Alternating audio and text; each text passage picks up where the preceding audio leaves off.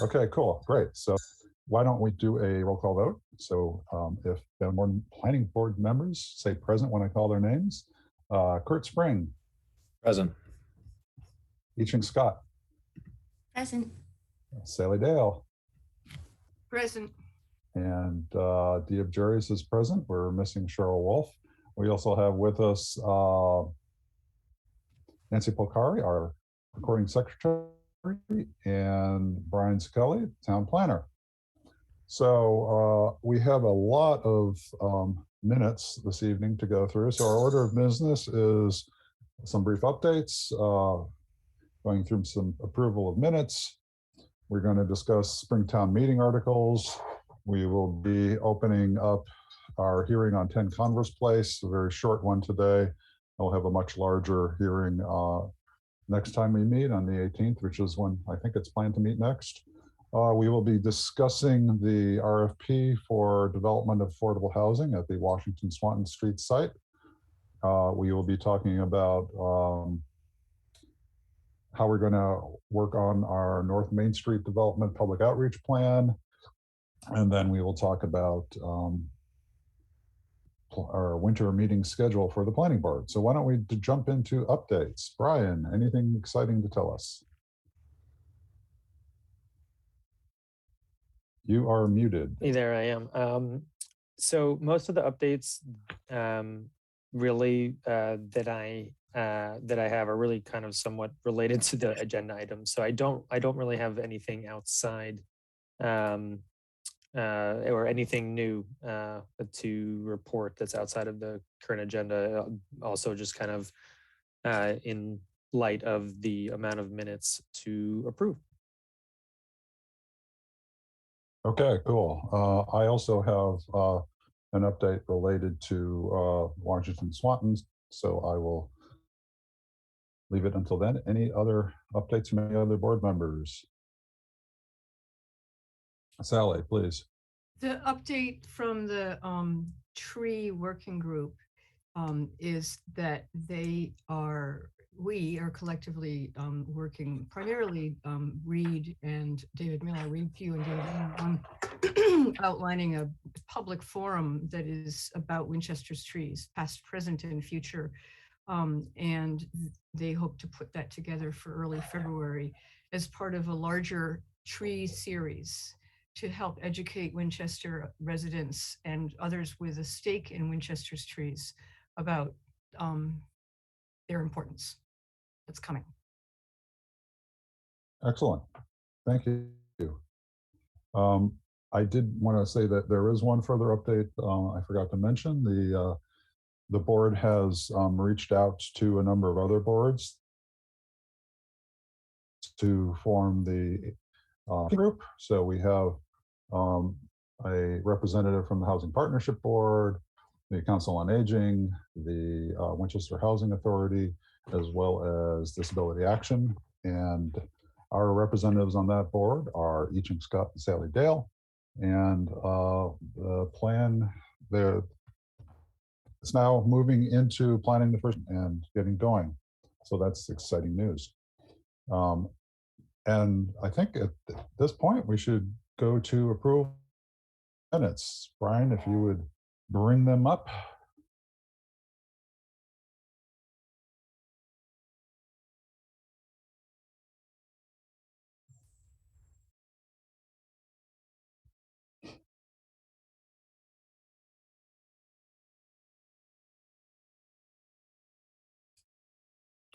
Okay, is it not showing so up? The first It one. should. Yes, it is showing up. Okay. So. Yes, it's the first one is November 9th, 2021. Are there any edits from any of the members?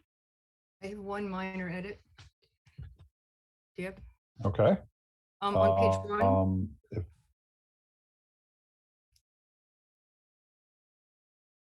Yep, go ahead. Oh, okay. So on page one, where it says updates, Mr. Gizikali, I just wondered if it would be okay if we changed on the second line, it says decided to engage with, to decided to continue to negotiate with.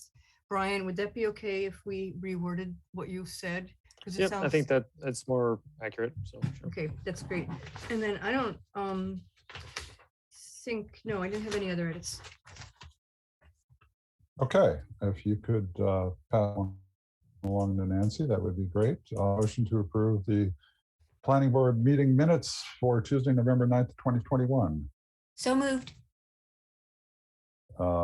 Second? Second. Okay, roll call vote, please. Kurt Spring? Aye. I Ching Scott? Aye. Sally Dale? I, And Dia Jurius is aye as well. And I'm going to see if I can get. I don't think Cheryl has arrived yet. Okay, our next one is Tuesday, November 23rd, 2021. Any amendments to this? Go ahead, Sally. I actually had sent to Brian a Word doc because I was making so many notes about what I think was the right way to word it that I ended up just typing it up and sending it to Brian. Is that okay, Brian? You have that? Right, so for page 1, if everyone can see this, it says that there's a possibility that it will be all rental units. But now I realize after reading the RFP that it's not even right what I wrote here. If I understand correctly, Brian, that the goal is that that it be all rental units, ideally 50% designed affordable. Is that an accurate statement? No, actually. Yeah, okay. Help me. So I would. Can I? Yeah, I mean, Maybe yeah, we go can for it. just. Diab, May I make a suggestion that we, this looks like a substantial number of changes here. And so why don't we put this one put Okay, that this sounds one fine. on ice until our next meeting and maybe add this to our packet so that we can review it. that's great. I have a few minor, ones, Put that namely away, Brian. changing Thank you. sometimes the word PUD was used instead of FAR, but those are pretty minor. So why don't we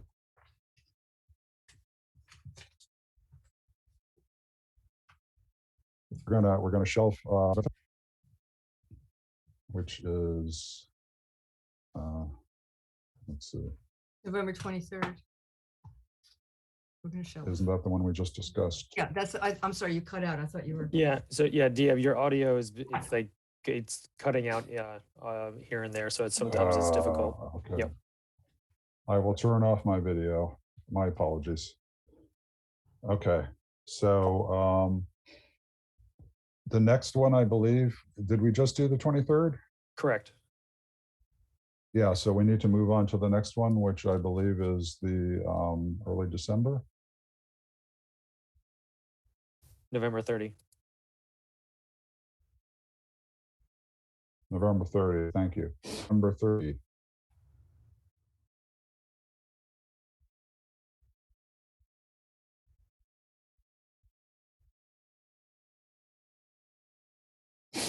To approve planning board meeting minutes Tuesday, November 30th, 2021. Diab, you're really cutting in and out. I didn't hear anything you said. Yeah. Okay, It sounded like well- he was calling if there were any edits, but maybe then he didn't hear any. So are there any edits on the 30th? And then if not, is there a motion to? That's what he was saying. Was there a motion to approve the minutes of the 30th? So moved. Second.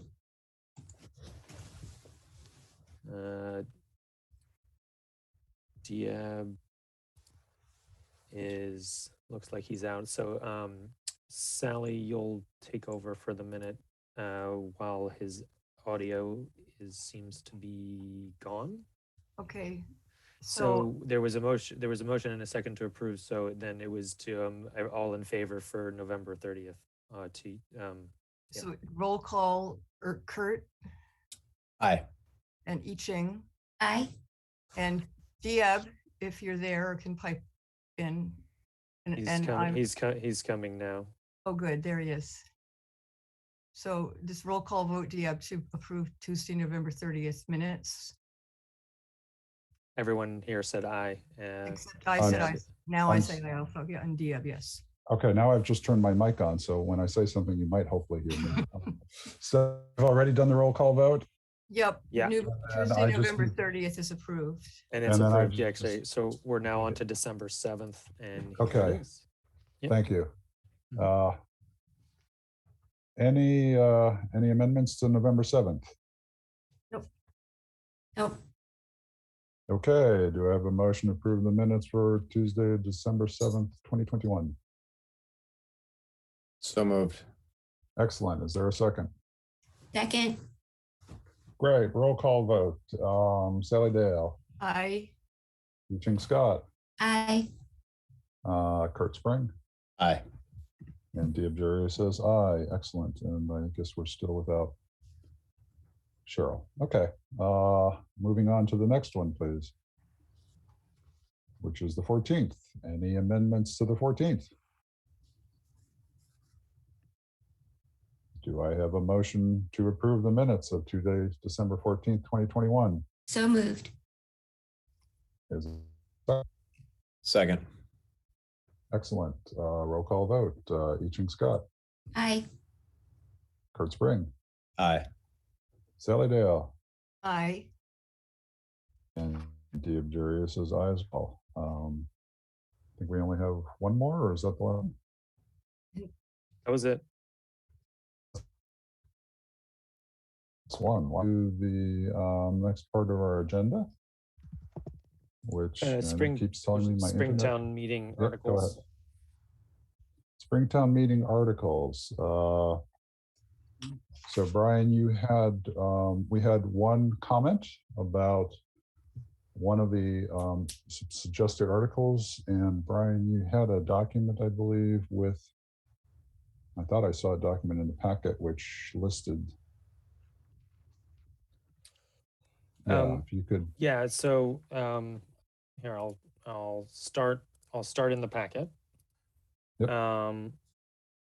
So I'd said here there's a request to update section 3 in the table of uses to reflect the current state building code that an accessory structure like a shed or a garage may be built by right if under 200 square feet, meaning without, I should say, without a building permit, is what the state building code says. Currently, the table shows 150 square feet. And then I had recommended making this change for Springtown meeting based upon a conversation and requests from the building department over the past, I believe, 2 years, based upon trying to cause less confusion to have them equal the same amount. Additionally, we were going to potentially discuss changes to the following interrelated definitions, and then we'll go into that. So it's kind of two potential conversations that we're debating for Springtown meeting. If you remember, things related to North Main Street, we're looking towards the fall. So this spring, as of right now, these are the two that are at least we're talking about at a very early stage. I guess I'll stop there for a minute and ask if anyone has any questions related to where the request is coming from, or anything you might want to know. Can we start, Diab? The Diab came back. He was off for a minute. Yes, I am back. I'm trying to dial in by phone to get audio. So go ahead, please. Sure. Okay, so Yeah. I do have a question, or many Yep. questions. Where Yeah, did please. this come from? So where did who or where? who, where, yeah, why? Yeah, the building department. This came from the building department through conversations that I've had with the building department. So I'm not trying to say it was definitely the building Yeah. department. It was yep. Do people need a permit right now to build a garage? For 150 feet? So you're if it's under, like, obviously 150 square feet is not, it's a one-car garage you know, that's not Not even, is it? Yeah. It's 1.5. It can be. I mean, a 9 by 20 is a shed. space. This is a shed. This is not even big enough for a garage, for a car. No, 150 Well, you can but fit a car. well, the point is that you can build something that's 150 square feet or less without the need for a building permit. Right now, okay. It depends exactly where it is and what's happening in terms of the square foot. Like there's a lot of other triggers. It's very distracting when someone keeps shaking their head. I mean, if you'd like, we'd love to have some public comment, but it's just, I'm sorry, it's just me personally. It's just very distracting.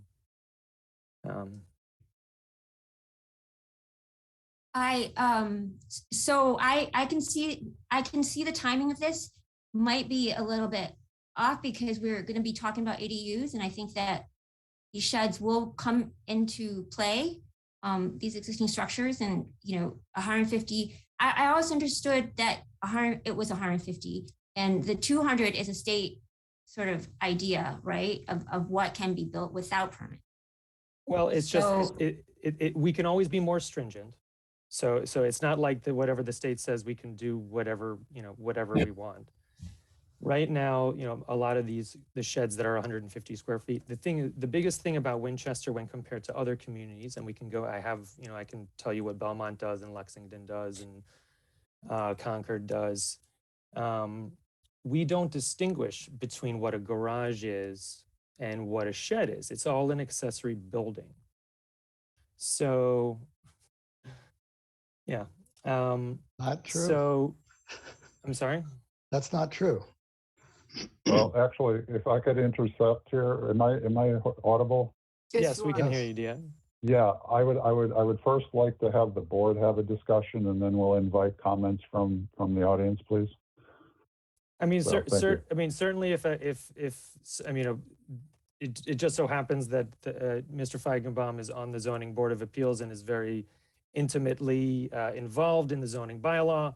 So certainly if he's saying that what I'm saying is incorrect, I think it's worthy of talking about. It's a question of really at the moment, this is kind of a starting of a conversation.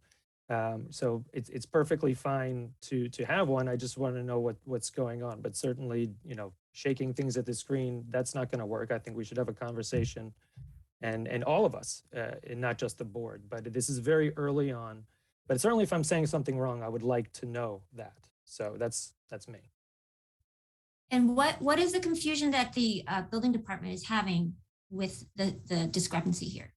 They're not having. I guess they feel that the only reason the 150 square feet was put in the zoning bylaw to begin with was because that was the state building code of 150. That was what started that you didn't need a building permit to do that. That has now changed to 200 because the state building code has changed because the reasons that I don't know what the reasons are. Let me be very clear in terms of exactly why it changed from 150 to 200.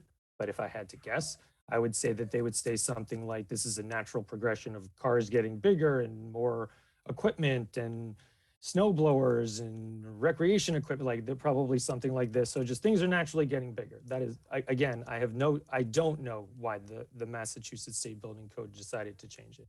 What I know is that the 150 that's currently in the zoning bylaw was simply based upon the building code.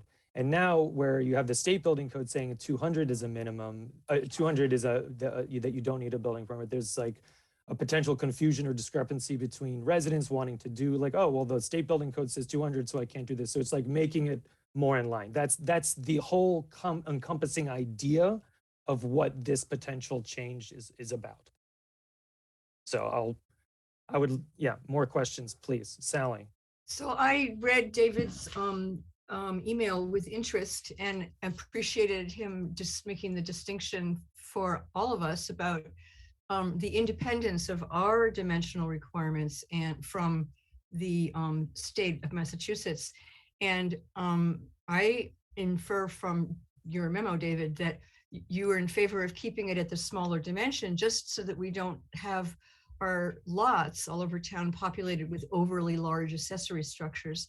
I also agree with I Ching that because we're going into this conversation, this working group about accessory dwelling units, this question is to a certain extent involved in that. I personally am not opposed to having our shed or garage accessory structure by right dimension be aligned with the state. Especially if it helps the building department with just saving them time from fielding questions. I'm not sure that that extra 50 square feet is going to have such a negative impact on our town. Even with all respect to the good distinction that David made, I'm in favor of us asking if we can just align our dimensional requirements with the state. And we'll just be accommodating of that piece of information as we move into the ADU discussion, or mindful. I don't mean accommodating, but mindful. So that's what I have. So I have a question about whether the building code definition of an accessory structure, what does that encompass? A lot. I mean, it's somebody sleeping there, so you would have to have all sorts of health and safety issues. So definitely. Well, no, I just want to know. Yeah, but what is the actual definition in the building code for what is an accessory structure? Or I'm not accessory structure. You have that, David? Well, Wait, hold on a second. We can certainly go. Yeah, we can certainly go to the zoning bylaw, but an accessory structure in Winchester, there's no real distinction at all between an accessory structure in practice, a shed, a tool shed, or a garage. It's all an accessory building to the primary house. In some other communities, right, but go ahead, Dia. My question isn't about the zoning bylaw. It's what does the state building code define? If this is in the building code for an accessory structure, then what does that actually encompass? Is it defined in the building code? I wonder if there is a difference, Brian, because I've encountered that fire departments where the garage or anything that houses a car needs proper ventilation. So this is where Winchester differs. Go ahead. Go ahead. So as of right now, there is no distinction between meaning a garage or a shed is still an accessory building or an accessory structure. In other communities, there's a shed that still has this, and it's still kept at 150 or 200, but then there's also a definition for garage that houses vehicles or potentially other things, and it's like a max of 600 square feet, for example. Or so there are different ways that other communities are doing it. Right now, we don't really show a distinction between that in terms of the square footage. Yeah, so I'm just really concerned that there isn't a one-to-one correlation between what the state building code is trying to manage and what a structure in Winchester is. So if we're trying to replicate what the building code says, then we need to replicate it upon some structure which is equivalent. And if we're grouping more structures into it than what the state building code envisions, then that would be an inappropriate mapping. So I want to jump in here and say, I thought that at least in one place, if not many places in our zoning bylaw, it says, no matter what you build, based on its use, it has to adhere to the building code. So if you build a 150 or a 200 square foot, whatever in your yard, if you're going to use it as a garage, the building code says it has to have this, this, and this. I don't think because the building code specifies ventilation for garages, they specify load-bearing floors and so on. So we don't need to, as long as we say in our zoning code, anything you build has to comply with the building code. and by the way, these are additional Winchester requirements, then we are free to keep it at 150 or put it at 200. And it's a decision for us, but it's not because a garage is a garage or not. It's about size in our So, code. yeah, in practice, what these are generally prefab sheds that are installed in a day, is so to prevent the need for a building permit for something like that. In practice, that is Mhm. you know, whether it's intended or not, that's kind of what's happening. Right. And then yes, there are some people that are not doing that, but that's what, you know, generally the intent was, so that someone who was going to do that didn't necessarily have to get a building permit to have put a prefab 100 square foot things that you put, you know, tools in or whatever. It's a question of where there's no real good distinction in the zoning bylaw that distinguishes something that you're putting tools in or recreational equipment or two cars. Right. So there's a lot going on there. Hence the start of a conversation. So I don't know, keep the question, if there are questions, and I think if not, we should, how much time, we still have a good amount of time. We should open it up to people outside the board. I'd like to follow up on Iching's question. What was the building department's concern when they brought it forward? Was it to make just to kind of make it simpler in their overworked, understaffed office? No, it was no, I think it was much simpler than that. It was more of, you know, the only reason this number is 150 was because that's what the state building code was. I mean, it literally that simple. It was like, you know, it was 150, that's what it was based on. It's been updated, we should just update it. And David makes the argument that updating it is a bad idea because he doesn't think that we should have larger sheds by right. David, is that right? I'll let him Yeah, explain, so but yeah, that's the intent was not we're overworked, we get too many calls. It's more of like, this made sense because so it aligns with the state building code, and they didn't think, you know, it's a difference of a sheet and a half of plywood, essentially, is what they were talking about. So they were like, you know, if that's how it was kind of, you know, talked about.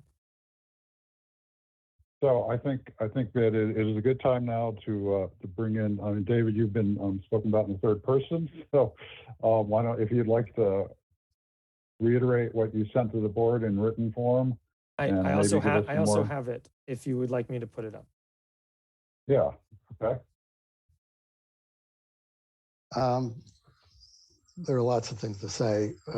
One thing is that I did look at the building code definition of accessory structure, and it doesn't really teach you anything because, I mean, I don't have it in front of me, but the gist of it is an accessory structure is one that has an accessory, is used as an accessory to the dwelling that's on the same property. That's kind of the gist of it. So I didn't really tell you much.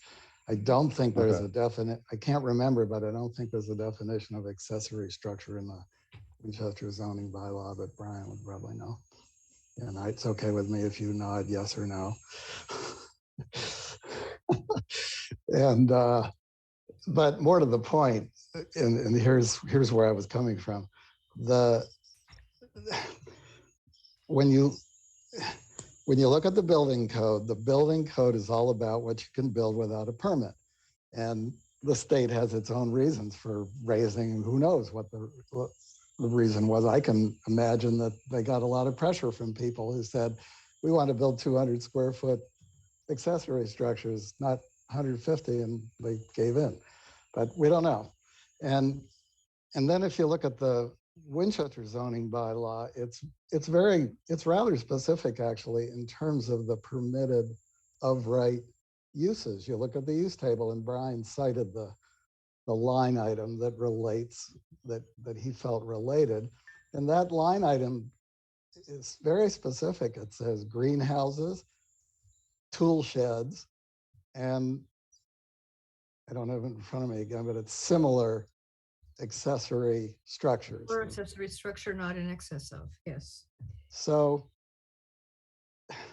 of course my reaction is, well, if it's about allowing people to put up these prefab sheds that are 200 square feet instead of 150, I would say if you live on Nelson Street and a thousand other streets in Winchester in a relatively small lot, and somebody's bringing in one of these prefab sheds and shoving it up next to your boundary, you don't want 200 square feet, and they don't need it. Well, how many tools do you need in a shed after all? They have to abide by the setback rules, David. Yeah, okay, so they abide by the setback rules, but it's still a bigger structure, and it's pretty close in your nose if you're in a small lot.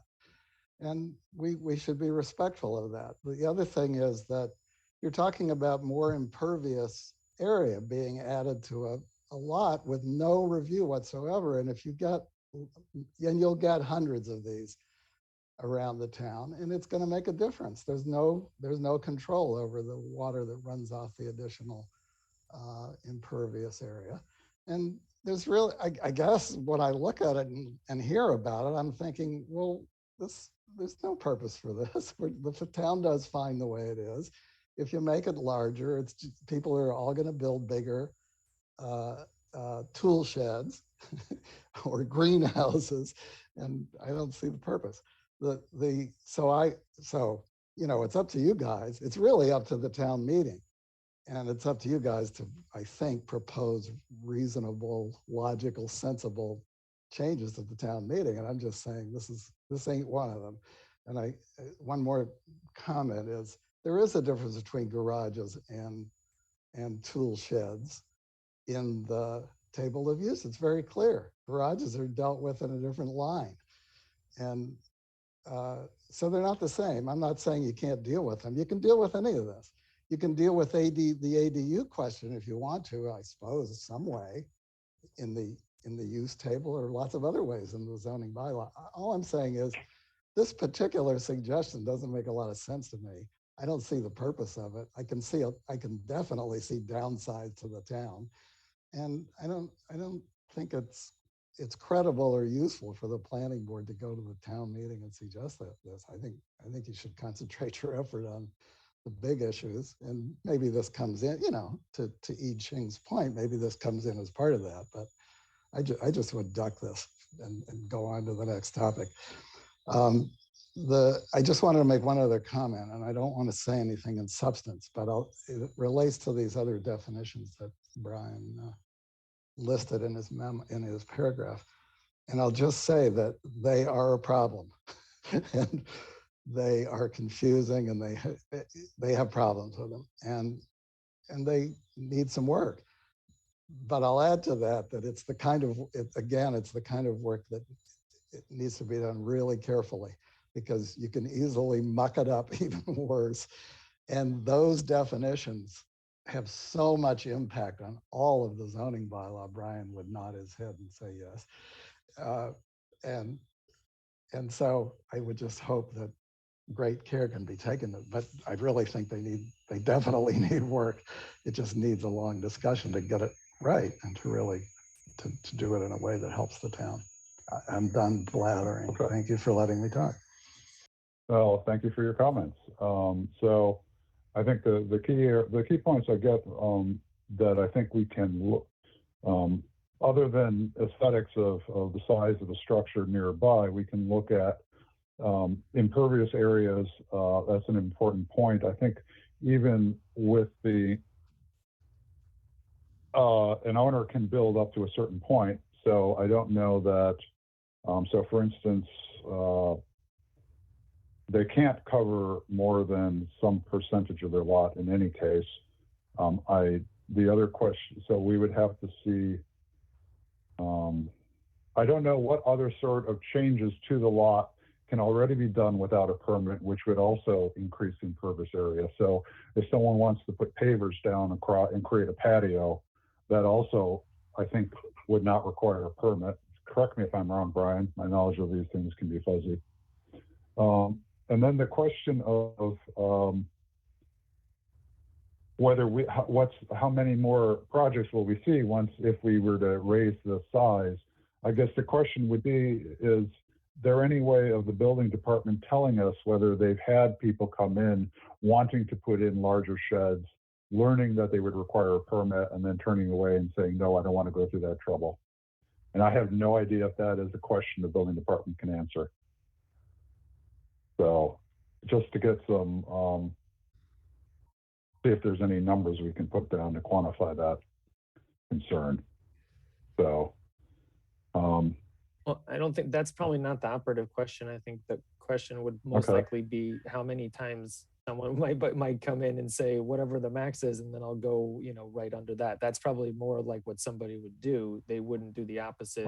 Nor would I think that. I mean, I'll just say that. But I will say that this new stormwater law that was passed definitely does have, it's not even, so there's obviously green space and hardscape and total square footage of all accessory structures. So it's not like there's no review for this. But not only that, if you're putting any new square footage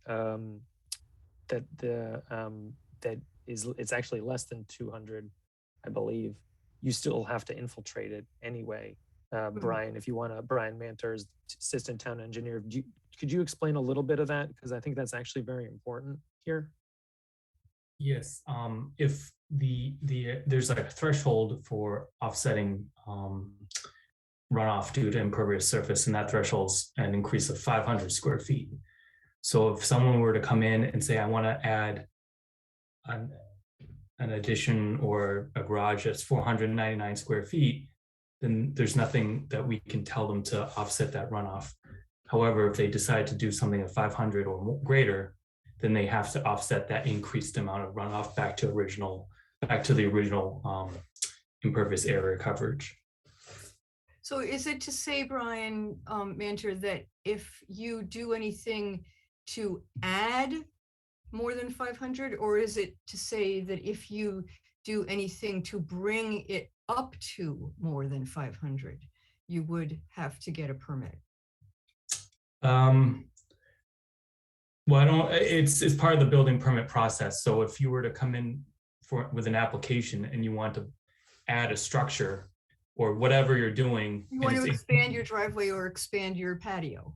Exactly, and it's all encompassing. So if you wanted to have an addition that's 300 square feet, but you wanted to extend your driveway another 250 square feet, therefore the entire site has an increase of 550 square feet of impervious surface, you have to offset that increase. So it is based on the incremental calculation of additional square feet. It's not based on what this brings the lot impervious total to. Right. So you have So to. it's just it's a net increase of 500. Yeah, that's what. Now I understand that. Which seems pretty generous. Well, I have a question somewhat along those lines, and that is, this is a 500 square feet per project. So let's say that I decide to put in 150 square foot accessory built structure, and then next year I want to put in another 150 square foot accessory structure. I can do that right now. No, I can't. Brian's saying no. No, you can't. Well, you can't put more than, depending on what it is, you can't just keep adding accessory structures. You can have a primary, you can have your primary, the primary use, which let's say is resident, and then, you can have some older buildings have accessory structures already on them, and there could be several. But if you're going to put new, it's really just one new accessory structure on your property. So right now, it's on the property now. House, a garage, and a shed. So the garage and the shed are two separate accessory structures, and it's not at all unusual to see that in Winchester. Correct. So does the town? But in terms of, oh, go ahead. I just so there is actually in the zoning bylaws a limit to the number of structures that can appear on the lot. That is correct. Is that what you're saying, Brian? Yes. So currently, I don't have a garage. So I could put in another two structures on my lot, which could be both 150 square feet. And if I were to do so, I could do them a year apart. And even though, okay, so they'd be 300 square feet. So they still wouldn't hit the 500 square feet. I'm just trying to see if there's a way of wiggling around the 500 square foot limit by doing things incrementally. That's Well, all I'm trying to do. there is definitely a way to be incremental and wiggle around it. And there's a further restriction that buildings can't be any closer than 15 feet to each other, if I'm not mistaken. Right, it would So- require a special permit, but Brian, I would imagine if someone has a building permit, and that's the question is, that's really, it's the question, Diab, it's where like, and that's the point that David is making, is now that 150 foot, if that goes up to 200, then someone can build a 199 without any, within 5 feet of the property line. Yeah. So so that is certainly possible, and that has, the 150, that's the way it's always been, and this is, that has always been possible. So in the interest of leaving time for what is arguably the more complicated thing before the board in terms of Right. definitions, I think that we can continue this discussion to another time. Now, I think we've heard a good cross-section of concerns about this, that we should discuss it further, maybe give it a little more time later on. We have a little bit of time until we start worrying about getting language together. I think we want to get language together. We haven't worked backwards yet in our schedule to figure out when we actually have to get our language together, but I'm assuming it's going to be early February rather. Brian, can you pull up the memo or email, whatever it was that I sent? Yeah, With the I list have it. of So words?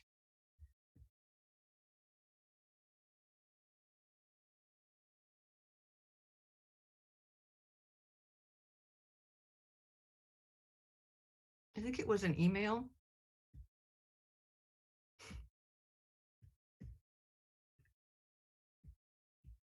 I know.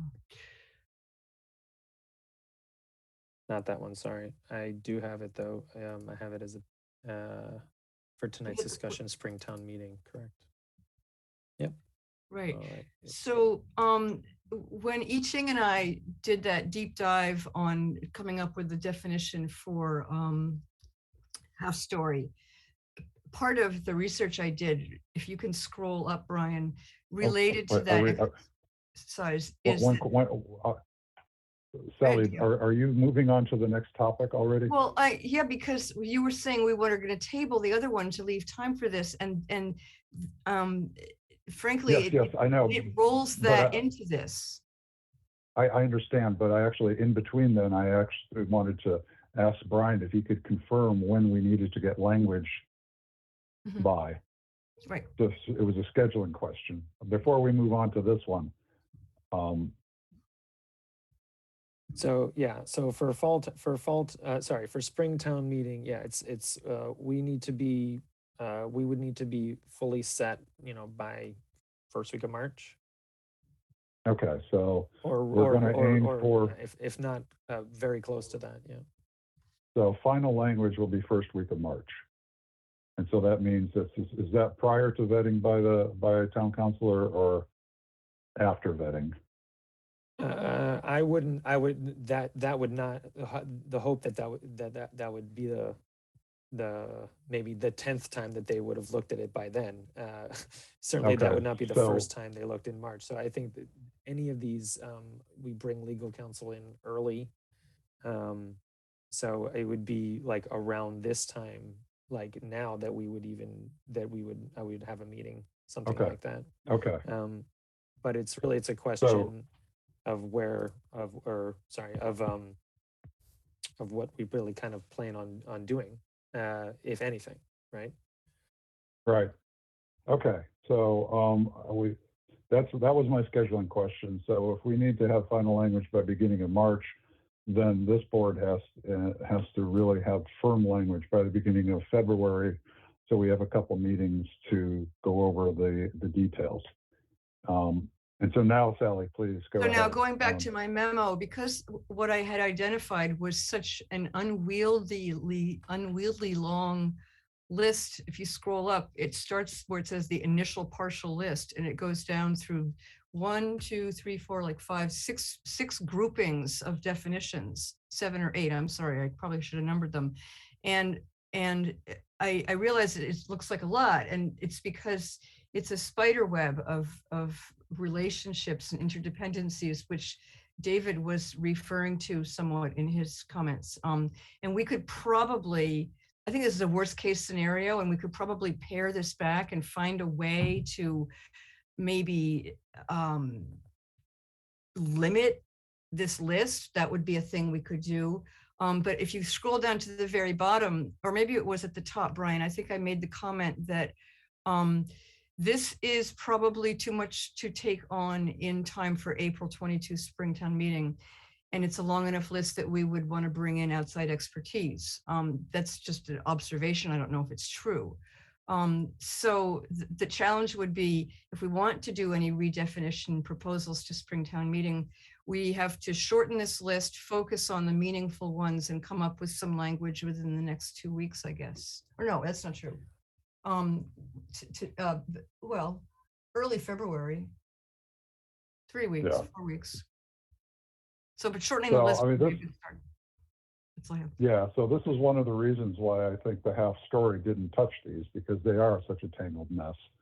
And so we had a discussion about this last year, I think one of our last meetings, and I thought that we came to a decision that we would bring in town council to try to tease apart these various issues, rather than this board taking it on directly. Oh, yeah. That is my my recommendation is that we come to a consensus that we want town council to take a first stab taking this list as guideposts, and then discuss with them what we would like to see done, and have them come back and tell us what's possible and the time frame that they think they could do this in a way that isn't going to change the meaning of the bylaws. So, Diab, I'll interject for a minute, only to say that if, because I know some of this answer, and it's that if we're gonna, there's no. First of all, this would be I think that this would reach not just a normal level of bylaw review by legal counsel in terms of where we are with some of these definitions. Mr. Feigenbaum clearly would agree, and he deals with them on a monthly basis, and we all recognize it. So just to be very clear that the amount of work and time, I wholeheartedly agree that this should not be done slowly, and that there's no way, in my opinion, I'm going to be negative here, that if we're really just going to try to even take even a little bit of these on, as Sally pointed out very well here in this, is that you could make an argument that it actually does kind of touch every one of these. Maybe, certainly more than, 80% of them is the point, is that it is a tangled web. And I personally would not want to take the idea of, well, let's just do a little bit of the web and then a little bit of the web. I don't agree with that tactic. So I think that if that is the answer, then I need to, or either the chair and I, but it's basically like we may need to put even more, like more than the usual amount of money, meaning actual money into the legal, into legal in order to do this, to do it right. And it wouldn't be for spring, it would be for fall, and it would be one project about all of these things, and wherever it touches, because at the moment it's too hard to implement effectively and consistently. So I'll stop there. So I agree with what Diab said, that one possible thing would be to ask legal for their opinion on what it would take to do this kind of a review. And then if they say that it's feasible for fall town meeting, that we would set up a very like hard schedule of what needs to be figured out and done by when. And we would also figure out with their help what scope of definitions would be required in order for us not to set ourselves up for contradictions across definitions. And if that can't be done even by the fall, then it's a spring of 23. It's an important task, as you said, Brian. And it's something that you don't want to do wrong or poorly.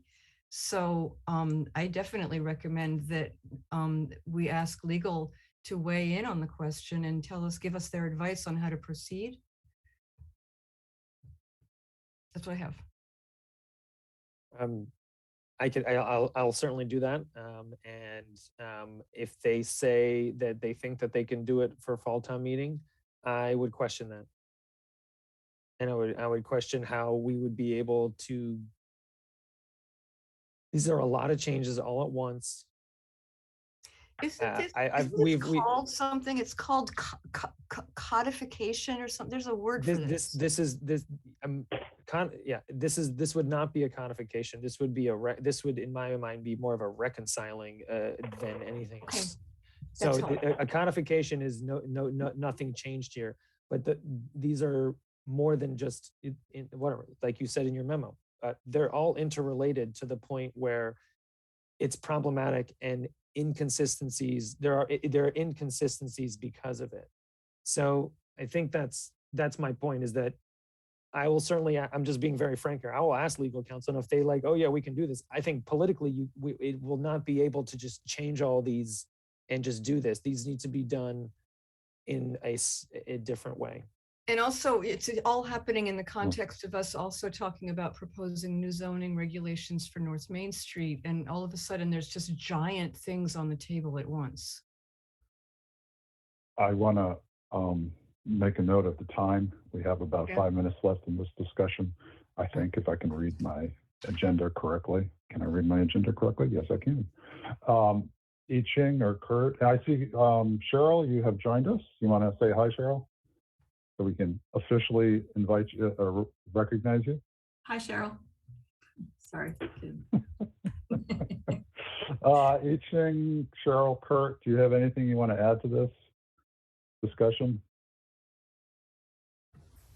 The only observation I would have is I do think, I don't know exactly how it works, but I do think, given how changing, a definition, and I imagine just how intertwined they flow through the document, I just agree that it seems like something that you'd usually have legal counsel at least like weigh in to help you understand like how things flow through and what, how everything's connected, and maybe make some recommendations. I think that's a good one if it's something we can do. But it sounds like the timing would be an issue, at least for this upcoming meeting. Teaching? I think for the Springtown meeting too, it seems it seems to be taking some of the time that we can use to discuss other things, and because of the ADU coming out, I just think that might be wrapped up in that as well later about accessory buildings. So I would table that, and then the frustrations of things not aligning, we're noticing all the time, and I can imagine it to be a really big financial investment, and that we would need a lot more money for legal to deal with that. So I feel like we have a lot of things on our table, so that should be priority B maybe. Okay, Cheryl? Yeah, I think we need to focus on legal and take this slowly. Can I just ask like a real quick question? I don't know if this is allowed or not allowed, but I mean, I know that there's a number of like real estate attorneys who live in the town of Winchester. It just seems like you'd be able to find someone, if you're worried about cost, who could volunteer in a similar capacity to all of us No, yeah. take So, that on, if so that's legal allowed. counsel, their part of what they do is their service to the town of Winchester is help us through all this. So I was trying to interject earlier, but couldn't. But like, so this is their job. We pay them. We pay them to do this. I think this specific one is a little bit bigger of a small project than the normal year, is what I'm trying to say, and that I believe Anderson and Krieger are completely capable of doing this, period. Okay, so I don't think we need outside legal counsel. I'm sorry that somehow got, if I portrayed that, that's not at all. It's their job. I'm just saying that it's a little bit, it's not just a run of the mill town meeting. Oh, we're changing this. Does this look good? Yeah. Is this all could go well? This is because there are bigger implications with the complexity of this, that it's going to not just be, it's not going to be seen, and it isn't just a legal exercise. There are ramifications to it no matter what, because the way to reconcile all this, there's going to be some changes. It just has to happen, period. So I want to make that clear. It's Anderson and Krieger, and maybe we'll have to use a little bit of extra money because this is a special project. So it sounds to me like there's 3 zoning bylaw categories of proposals that we could bring to town meeting in the fall. One of them is this reconciliation of definitions, which I can imagine would be a victim of scope creep once we get into it. And then the second would be proposing to town meeting accessory dwelling unit bylaws. And then the third would be proposing to town meeting North Main Street rezoning. And so those are 3 really big things that we would be working on now to bring to town meeting in the fall, with a very clear understanding of what the timeline is required for each one of those. And this is a really good reason to get legal in now, to help us identify the timeline for all 3 of those major projects. Yeah, so I'm Will do. gonna jump in, just because I think I hear a consensus from the board that this is something that we need legal for. I also want to point out that Art Krieger was actually the attorney hired by the planning board to do the recodification of the zoning bylaws a number of years ago, which is, so I have trust that he may have repressed the memory of going through our zoning bylaws, but he has certainly been through every single part of it. So I think that he would be that the Krieger and Company would be, or Anderson Krieger would be a good fit. So with the consensus that we go to legal, I think that Brian and I will schedule a meeting. Dee, I'm sorry to interrupt, but I just let Art Krieger in. Art in. Just, Yes. who just came Art, onto we're the talking meeting. about you. So Brian and I will schedule a meeting with Art to discuss the scope of this project. We'll try to get an idea of how much extra time that would be and how much of that would require extra funding out of our consultant. If this is going to be a large request, then we could consider asking town meeting for a special funding for this project. It's an important one. I mean, those are the things that are possible. I don't know if it falls into the capital planning budget, but there are ways of getting monies outside of our consultant budget if it turns out to be large. But No, not expecting that at all. Just a small, just a little, yeah, a little bump. Yeah. I'm just throwing things out there. It's entirely possible that we already have the funds in our consultants' budget to do so. So with that, I think we have settled on, and we will just we'll figure out how long things take as they come along. Because as several board members have pointed out, this is we don't know how deep the quicksand is on this one. So at this point, we are going to reopen our hearing on CBD. Oh, we don't have the CBD petition number there, but it's the 10 Converse Place project. And today was, we had placed this on the agenda as a placeholder in case things came up. We gave the development team through, I believe, January 18th because they needed extra time to work through our comments and also meeting with our consultant. But we do actually have a report from our consultant, Philip Chen, who is here tonight. Thank you. So why don't we? So the things that I think we really want to work through are, Brian, if you could pop up Philip's memo. You also had some comments that you wanted to bring forward. Would you like to start with that, or should we start with Philip's memo? I was thinking, yeah, in the interest of time, I think Philip's memo, we should start there, and go forward from there based on time. Yeah, and then I know that we have a number of people from Ad Meliora here, and I want to make sure that they have some time. We have some time for a discussion after we go through Philip's memo. Philip, there you are. Hi, welcome. Good evening. So, do you want to just give us Can I turn the mic over to you for a bit? Yeah, Philip, did you want me to have it up, or did you just want to talk? Oh, no, I can just speak very quickly about it. Yeah. Thank you all. Good evening.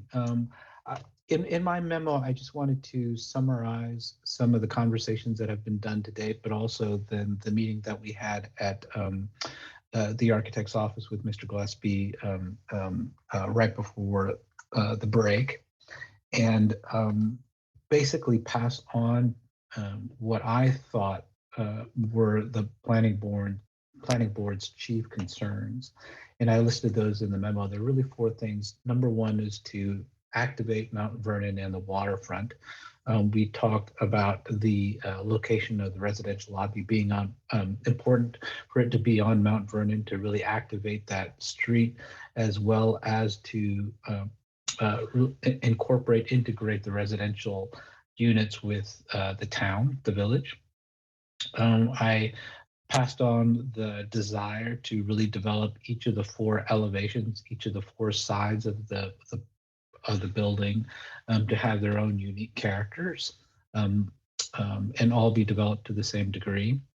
The place elevation, particularly, which has the entrance to the garage as well as access to the transformer rooms, developing that elevation so that it didn't appear too service-like. And then finally, although we're probably not yet at that point, is to make sure that the design of the building, the massing, the roof line, the details, the materials, the openings, all those things are developed so as to integrate really the building with the village, and to mitigate the scale and massing of it. So I took those to be really the chief concerns of the planning board, and so I'd be glad to hear if those are accurate, or if there are other concerns. But those are the things that we took into the meeting, Brian and I, when we met at the architect's office in December. Okay, thank you for that summary. Planning board members, would you like to chime in on any aspect of what Philip just said or what was in his memo? I would, Deb?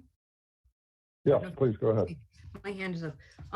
So I think this is a pretty accurate list. And I'm grateful that the question of massing materials, roofline details, and mitigating the scale of the building is something that will be part of the process moving forward. I do notice in your memo that you also debated whether building a physical or computer model would be beneficial for presentation and design. And I'd like to make the argument that they both would be extremely, extremely helpful. A computer model is useful for people who can't get out to see a physical model, and a physical model in a highly trafficked location is useful for people who don't even know to go online to look for the computer model, because we're dealing with, different populations of people in the town. with schedules and so on. So I would like very much for the planning board to request that we request both.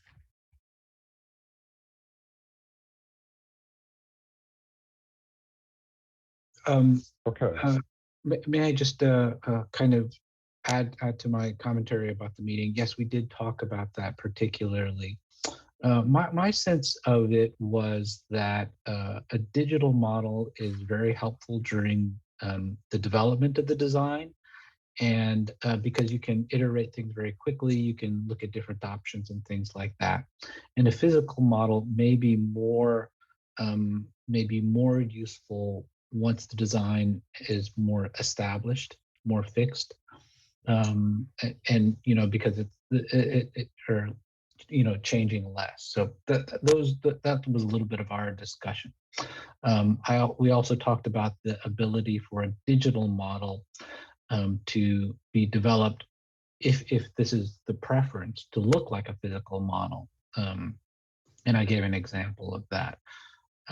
But that is not necessarily exclusive of having a physical model as well. May I respond to you? Mm-hmm. Yeah, sure. Yeah, go ahead, please. Well, I just want to say that I think a physical model at this point would actually be a very helpful thing to have at hand, for the point that I made before, that we're at a point in our conversation where we want to engage as much of the community as possible. And one way to do that is to provide them with a model that they can easily access. And as I said, some people, like the thought I had was to put it in the lobby of the library. And the thought I had is that they have very high visitation rates there, even during COVID, and it would reach a population of our community that might not know the project is going on, who would be very interested and excited to see what's coming. Then the manipulable computer model that they could be directed to go and look at on the town website would be another layer of communication and engagement for our community that I think we are at a point where we're ready for. Even without the exterior of the building being clearly articulated or not entirely articulated at this time. I just think in terms of community engagement and transparency, it's an opportunity for us to raise the bar on those things by doing both. That's what I think. Okay, thank you. I just want to point out that we have about 15 minutes left. So I think if I do my time correctly. So Cheryl, your hand is up. And I could not, I apologize to the other board members if your hand was up and I didn't see it. Cheryl, please go ahead. You are muted. So I just wanted to ask Philip and the designers a question about, you pointed out that early in the design, the digital model is something that allows us to iterate. I'm just curious if we are going to have the time, Diab and the board in this process to be looking at and developing the design through this digital process, and then in terms of that design process, at what point are you recommending that maybe a physical model be shared? And then what would be the how large of a site would be built for that physical model? Because I think, Sally, one of the things that you're raising is for the community to see the building in context. And I don't want us to end up with a physical model that's disappointing, or in some way. I know that digital models are extremely successful right now, and I don't think that people have had that much experience with them. So I'm in favor of both. I think we just need a little more information about the design team's ability to construct the right size physical model and to how many digital models or digital design iterations are we thinking we have time for in the digital model? Does that make sense? That was a lot of information, but I did neglect to say in my request what the scope of each model might be, but I can tell you later. Yeah, so if I can jump in real quickly, because I think, Cheryl, you mentioned my name once in your set of questions, and that is scheduling. So just to remind everyone that we were hoping to get a decision on this proposal's permit petition, whatever it's called today, by mid-February, so that we would have we would aim for that, so that we would not be caught up in a possible turnover in the board in mid-March, which is when the election is. So the time scale for first, I think also, and Brian, you know this better than I think, is that the design that we see coming in, the design will evolve. Even if this particular project is approved, the design will continue to evolve past that approval. And so the utility of a physical model, I think, may be not as useful just because the design may continue to evolve. And Philip, if you could maybe give us some background at which stage in the project you think both of these models might be at a level of fidelity that would be useful. You obviously have the most experience. You know, my sense is that a physical model would be, as you said, Mr. Chair, because the design and the details will be developed. This model is supposed to be at, I believe it's 1:20 scale. So it's quite small. You know, you won't get a lot of detail into it. So the physical model would primarily be useful just to get overall scale and massing. You wouldn't be able to get a lot of detail into it. So, you know, I think as soon as the scale and massing is established, you know, that would be probably, it could be represented at that scale. The digital model, however, could be developed in more detail, as you've already seen. Some of the digital models have been presented by the design team already. The design team has presented perspective drawings. They haven't presented a manipulable digital model yet. So super quick here. Cheryl had a very poignant question about logistics and timing of, you know, of what Dia said, was that we're looking towards mid-March in order to potentially have a full board before that.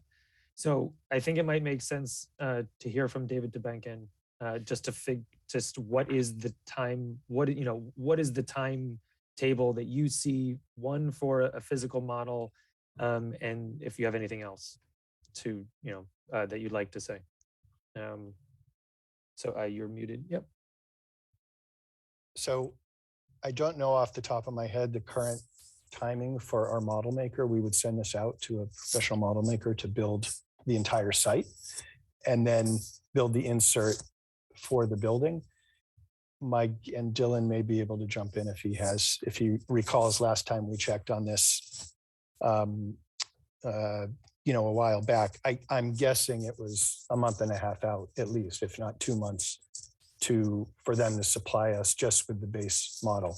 In that amount of time, we could generate, multiple iterations and multiple development of a model getting towards a final design. So typically when we're doing this, we would send out early in the process to have the base model agree with you on what the context should be, what the size of the whole thing is, whether we're getting all of Town Hall or the end of Town Hall to the center of town, what the boundaries are, and then would basically order that site. It would take a month and a half, 2 months probably, for them to then get that back to us. And then we would have them turn around and after doing some initial study models, do a final, sort of more final iteration of the model to plug into it. I can share, in addition to the image that Philip put in his memo. We spent a couple of days just taking our massing where it was at and generating some quick, refining the massing to coordinate with the refinements, some of the refinements that have happened in the plan and the massing as we've gotten your feedback over the last month or two. And I can share those images just to give you an idea of the sort of images we get from the model. I do think it's very useful to look at a model, but one to Sally's point about sharing these images. I mean, one way to address that might be for us to, on some regular basis, print out images of these models and update boards in town hall, if that, or in the library, if that was a place where you wanted to share images of a massing model. So Brian, do you want me to? I just allowed you to, I just gave you co-host. Okay. If you don't have it handy, Nope, I do. Okay. So are you seeing? Yep, these go right views? ahead. Okay, let me just. Whoops. Okay, so, you know, this is essentially, it looks like a photograph of a massing model. It's just our SketchUp model that you've seen, which has materials in it. The materials on the building aren't developed yet, but the massing we're starting to refine it. It's not finalized. We've just gotten into it, but it's just to sort of demonstrate that we can get views, both aerial views, like you would experience a physical massing model at 1:20 scale, and take that same model and drop down into it and look at it abstracted to understand the scale and the massing. This, of course, doesn't have the detail. This wouldn't be a substitute for the perspective views that we will do with landscape, with details added, with materials. But this is just to show you that we think, you know, on most projects now, we are generating these kind of massing model images to do the same thing that a massing model would do, but do it much more speedily and be able to iterate, as Phil said. You know, we make some changes to the design based on Phil's feedback or the planning board's feedback, and we can turn that around and share those images very quickly rather than having to send it out to a model maker and, you know, take weeks to make an update to that. So our strong preference would be to use these kind of images, share them as you see fit, and we can, you know, get as many images as we want. You can tell us where you want the views from, whether they're other aerial views, other ground floor views. And then for the rendered views, because that involves a lot more work and a lot more detail, we would want to settle on some fixed views to develop, like we had done in prior meetings and in the application. Okay, thank you. Those are very interesting, very nice. There's a couple more board members. Kurt, did you want to say something? You have unmuted yourself. It was like not directly related to the model. It was related to something else in Mr. Chen's memo. Go right ahead. Is that okay? So Philip, you mentioned there's one bullet in there where it sounds like the design team, when you were at your meeting, talked about the base at the ground level and emphasizing balancing the mass with the middle section, and the design team talked about possibly increasing the height of the ground level. I was wondering if you could expand a little bit more upon that, because I think what was in there led me to believe that maybe the design team was going to walk away expanding or actually like raising the height of the building even higher than it already is to just increase the ground level. And I wanted to understand, I think really the point you were trying to make as it related to like the massing, and I think really trying to bring the scale of the building down closer to ground level as opposed to actually, you know, making it feel taller. Sure. You know, the building, and I was speaking primarily about the Mount Vernon Street elevation, that it does have an articulated base, middle, and top. The top part, which is set back. So primarily what you see from the street is the base in the middle. And what I was seeing in the previous design, that there were sort of these canopies that were at the first level that were establishing, I think, what was the height of the base. What I was mentioning primarily, although there was discussion about giving a little bit more height at that commercial level, was that say where the canopies were lifted up a little bit, that might actually make the base seem a little bit taller. It's just how the base is articulated in proportion to the middle, and that maybe establishing more or expressing the base a little bit of a taller base might make the middle seem a little bit smaller. That's primarily what I was talking about. But there was discussion about potentially getting more height in the ground floor as well, which you're right would end up lifting the whole building. So if I can jump in, the technical issue that started that discussion was that we'd done some coordination with Eversource and found out that the clearance required for these transformer vault under the building off of Converse Place is 15 feet clear. We had started with I think a 14-foot floor to floor height at that ground floor. So we're looking at the building section now to understand how we can create that added height for the transformer vault, which pushes up the second floor. And how do we do that and minimize the impact on the top of the building? The height of the existing laundry building is 62 feet to the parapet. So that's sort of our baseline that we're trying to stay as close to as we can, but we're still working through and need to vet with the structural engineer the thickness of floors and things to really nail down where that top is going to be. Got it. Thank you. Yep. Okay. We have a couple minutes left. Ching, did you want to say something? Yeah, I thank you, Mr. Chen, for the 4 points. I thought they hit on a lot of key things. I do want to touch on the number 2 about the 4 elevations of the building should be developed with their unique character, and I agree with that. I think that the 4 sides are different, but I would also, and I'm sure the design team is working on that, but because the building is seen as an object so much from parts of the town that that they become a more unified, that they don't differ from each other too much, and they do seem like a beautiful object from afar. And in regards to the model, I would agree with Cheryl that I think that these digital models are really powerful, and just seeing some of these images now, I almost feel like right now at this point, the digital model would bring out the nuances of this whole discussion better than a 1 to 20. And I think that the 1 to 20 would seem almost exclusively to talk about mass. And it's because the massing is such a delicate subject and has so many nuances and background and discussions around it, that I think that it would be better for the images to serve as an introduction to the town if people aren't familiar with it, than a physical model right now. I think I'm imagining 1 to 20 as fairly small.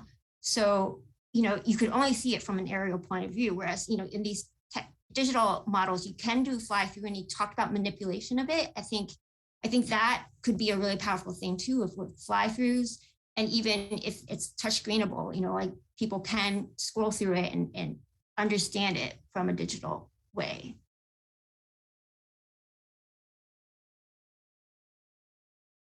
I agree, for what it's worth, as it relates to the model. So we are just about out of time, and I'd like to get my 2 bits in. One is, thank you, Mr. Chen. That is, I thought your summary of the board's concerns was spot on and very complete and very concise. So I appreciate that. In terms of the modeling, I think the digital model would be more immediately useful. I don't know that the physical model will actually come in time or provide more information than I in particular need to help make my decision. And I think that that's an important consideration, is what stage of design will these models be most useful for, or what stage in the process? And I think that the digital models will be able to provide the nuances that I Ching pointed out, and I think Cheryl pointed out, the smallness of the physical model, the small scale of the model would not. So I don't really find that to be a useful product at this point in the project, because I don't know that it would help us it won't help me come to a decision in the next month and a half, especially if there's that much lead time, just getting the base model out and then having to add on the actual model of the building with all of it. So that's where I'm coming from. And I think we need to, at this meeting, make a decision as to what sort of model we will be requesting of them, if we're going to request one, because of the lead time, at least on the physical model. So I know I see that, we are running a little behind schedule. I think we can let this go another 5 minutes. We did have a hand up from someone in the audience, but they seem to put their hand down my screen. So why don't we, if the board is okay with it, why don't we bring in a member from the audience, and then we can go back. Is that okay with the board? Okay, cool. So Jamie Duvall, you have your hand up. If you please identify yourself and tell us where you live.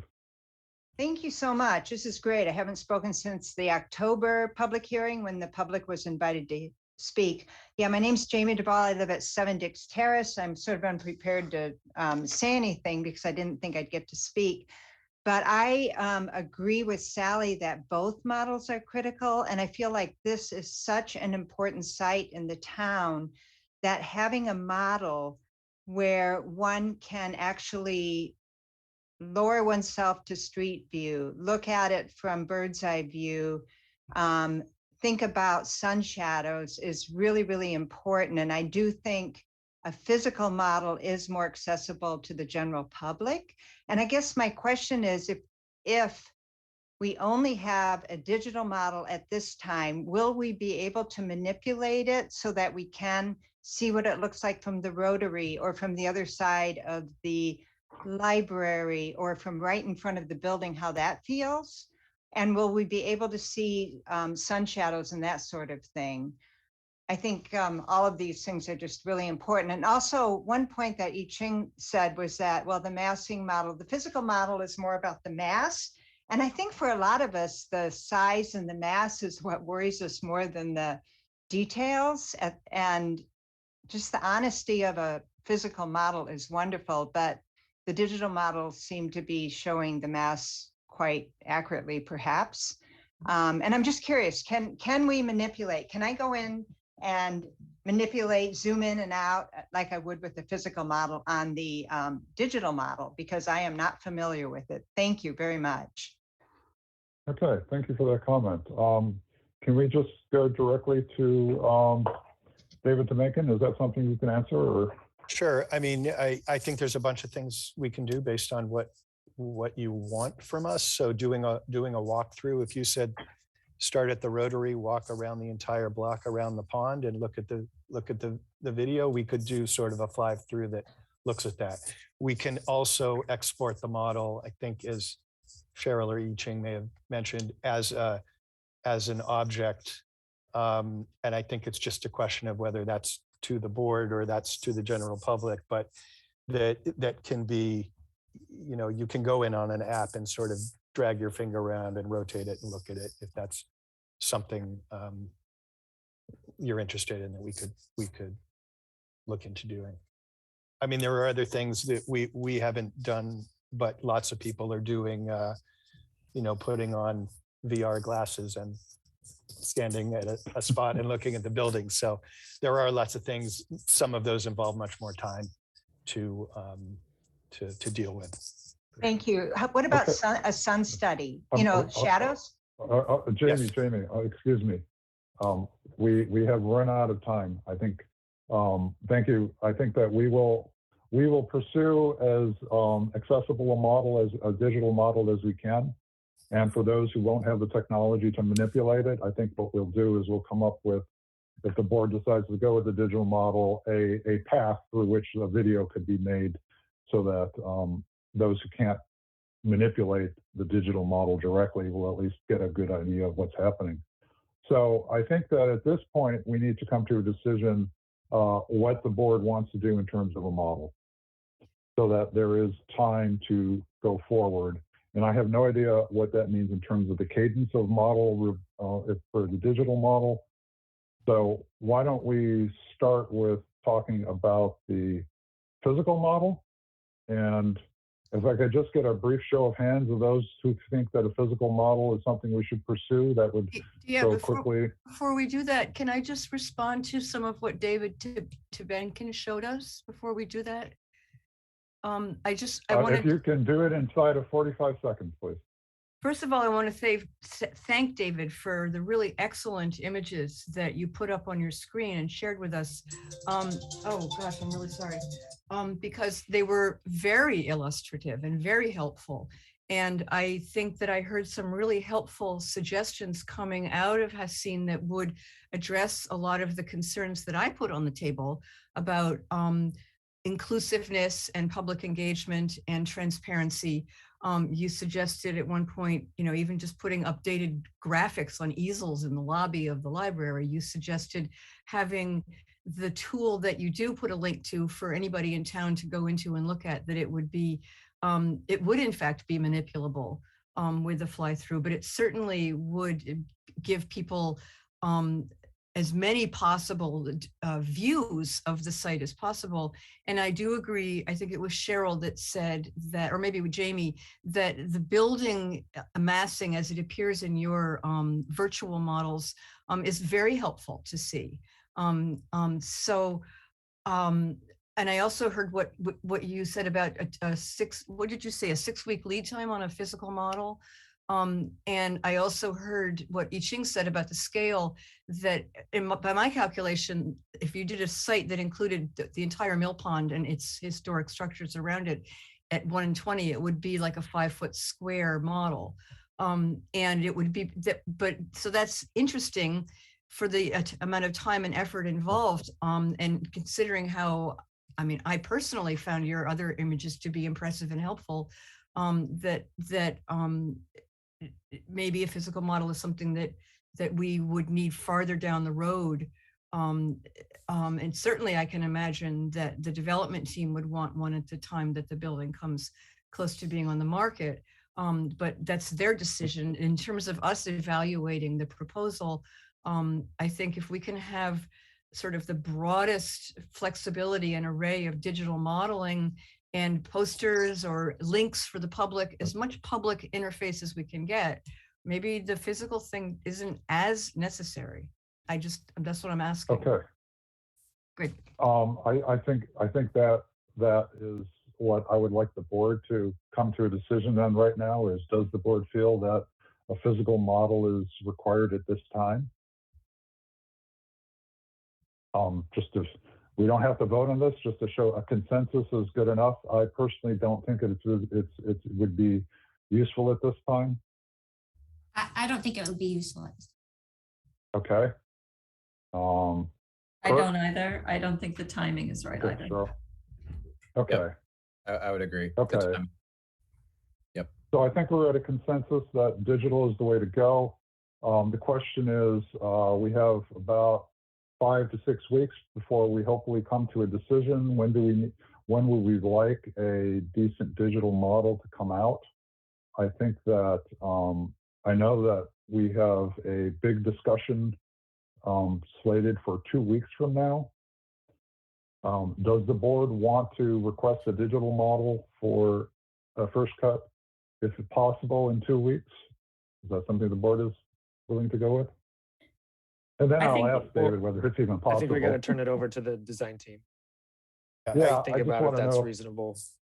I think that was that reasonable? Yeah, that was our plan, in order to generate 3D views from the street or aerial views. That's we will be developing this model further. That's how we generate our design and drawing. So we'll have it. I think in terms of figuring out the technology to make it accessible for everybody, that may not happen in 2 weeks. So that's well, we can look into it, but there are some easy apps. But we'll just have to look into it to see what the best approach to that is. I think in the meantime, we can get easels and put them up in the library and have images there that are accessible to everyone. That would be great. And We should the talk other separately thing about I would, the other thing, since we are about 10 minutes over, the other thing that I would request is, I don't know if a video would be possible by the 18th, but certainly areas which the board would like to see in some sort of a video in terms of, you know, from the Commons, from the Rotary, wherever. I think if you send them to Brian, and then he could pass those on to the design team. So if you are, if a video is possible, or if it's possible in the near term after that, that will at least encompass some of the important viewpoints that the board and the public through the board will get for those who don't have the technology. Okay. Cheryl, your hand is still up. Did you want to say something? Yeah, I just wanted to ask the design team if they're planning to move forward only in SketchUp, or are you using other 3D modeling? We would, I mean, for this phase, we'll primarily be designing in SketchUp with Enscape to create a bit better renderings. Mhm. And then the plans will be in Revit. But the exterior Revit model probably won't be, you know, fully developed. It won't be fully developed in the next few weeks. We'll rely on SketchUp to push and pull the design and iterate on it. And get feedback. are you going to be providing options in our next meeting, or just an update to where you are currently in design? I think that depends a lot on feedback we get from Philip and, you know, Ad Meliora sort of giving us feedback as we're developing things. There will likely be things that we're going to come to you and say, you know, do you like it this way? Do you like it that way? I don't think we're trying to stay with one overall design, certainly, and not develop multiple large options. They would be, you know, more focused studies that we may show options on. But I think that'll unfold over the next couple of weeks. And my question, I guess, to the board is, if we are viewing 2 weeks from now, you know, design iteration, are we talking about sharing with the public post meeting? And are we, do we want to, you know, I would think we might want to curate what it is that we put out post meeting in terms of getting public, you know, being transparent and having public feedback. I would support the idea of doing it post meeting, if only because we want everyone to have the same picture of what's been presented. And I imagine that there will be changes coming up to the last minute prior to that meeting. And you want everyone to see the same thing. So. Right. There's also, is there a possibility of, if we give direction that maybe a week later, some updates could be made before we put things in the library, kind of thing? You know, I think that. Okay. I think that would be our expectation. Yeah, we'd get your feedback, incorporate it, and then re-present those updates. Has there been a situation where we've had where we've published online through the website, Brian? I know with Enscape and with certain ways that you work with three-dimensional models, digital models, that we can post links that someone could just click on, and then the view that you would normally see printed could be right on your computer screen, and you can use your mouse to sort of rotate things. Or we have a page for 10 Converse where the plans are and where public comments get updated. So it's something that you can go through the planning board, and 10 Converse is on as one of the menu options. So that's definitely something that we would be updating with plans, and what we did with the same thing we do with Fells Hardware, was each plans that were submitted, they were updated as well. So. Okay, it might be nice to have something that's not so deep in the website, just a little more. Fair.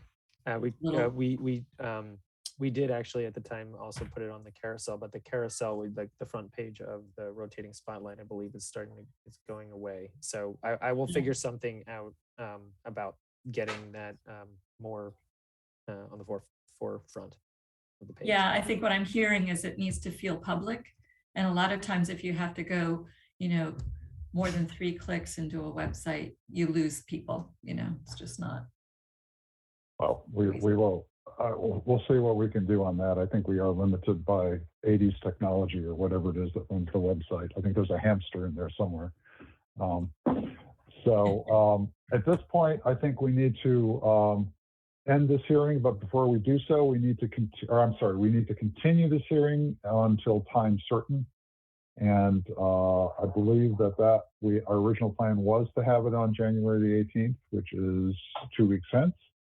And I would, since we meet at 7, I think we could probably start this at 7:30.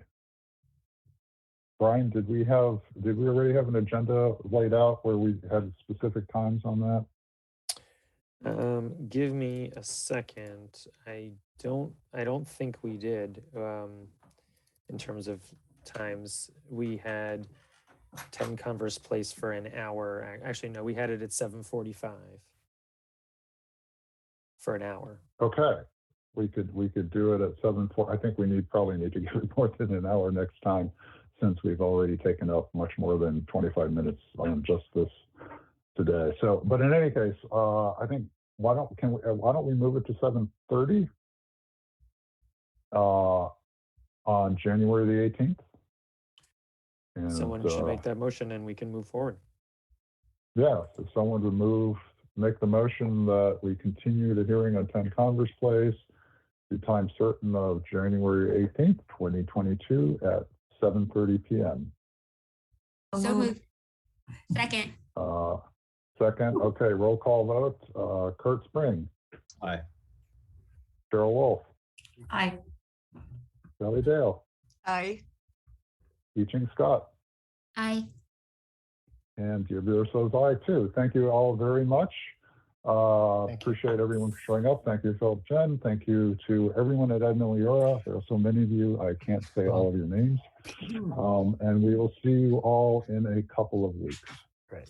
Thank you. Thank you. Thanks, David and the design team. That was I really appreciated the initial work on that 3D model. So thank you. Yes. Thank you very much. Welcome. So now we are on to another challenging discussion about the Washington Swanton RFP. So as a brief lead into this, Washington Swanton is a property which has just recently been acquired through eminent domain by the town of Winchester.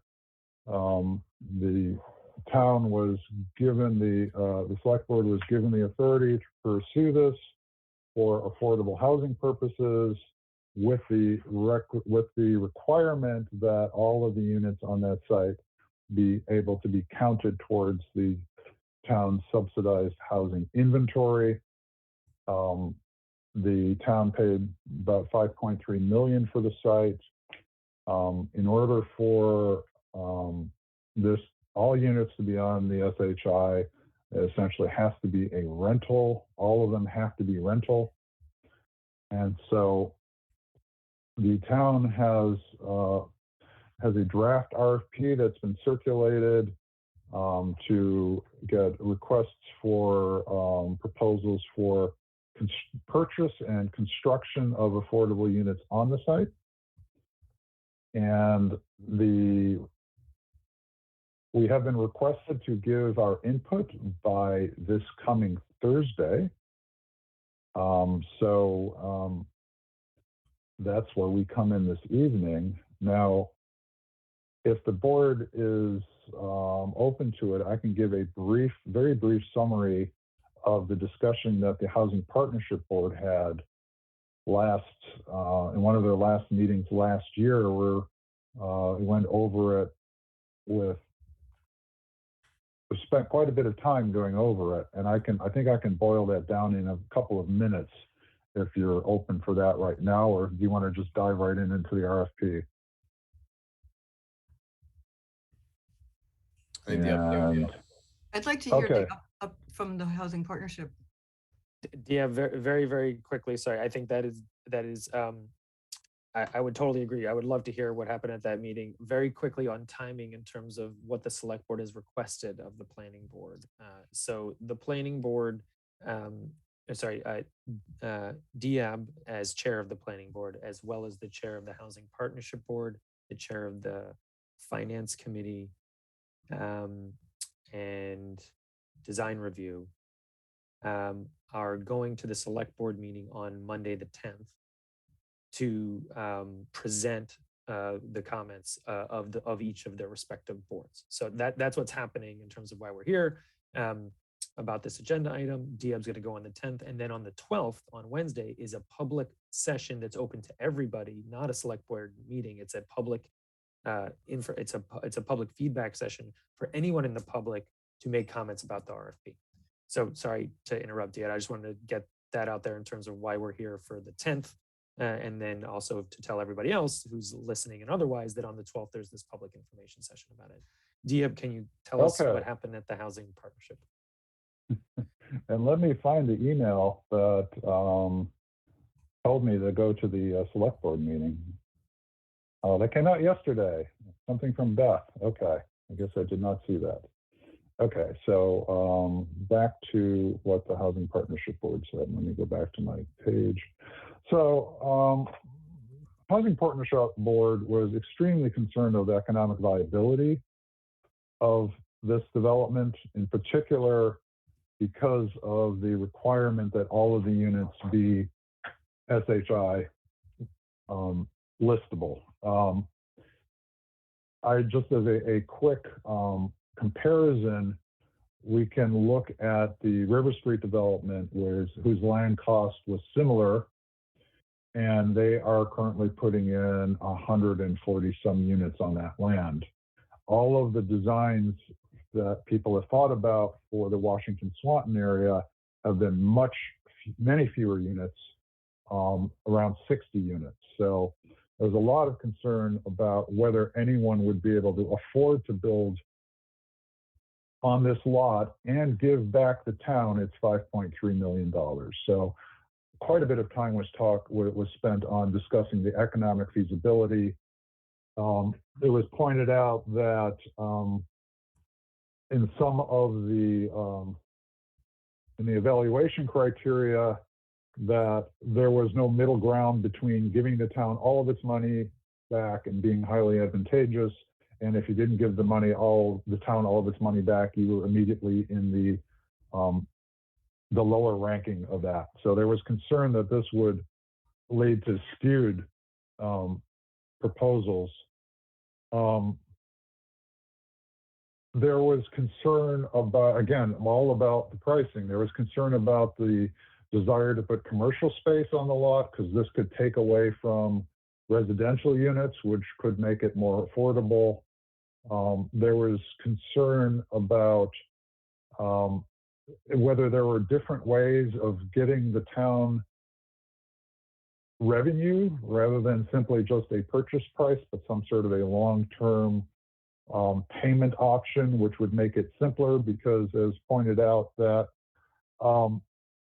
when you build condos, you sell the condos and you get your cash. When you build rental units, you don't get that big influx of cash right away. You have to depend upon rent coming in. And if you're doing affordable housing, all of this stuff is essentially takes many, many years for you to get your money back.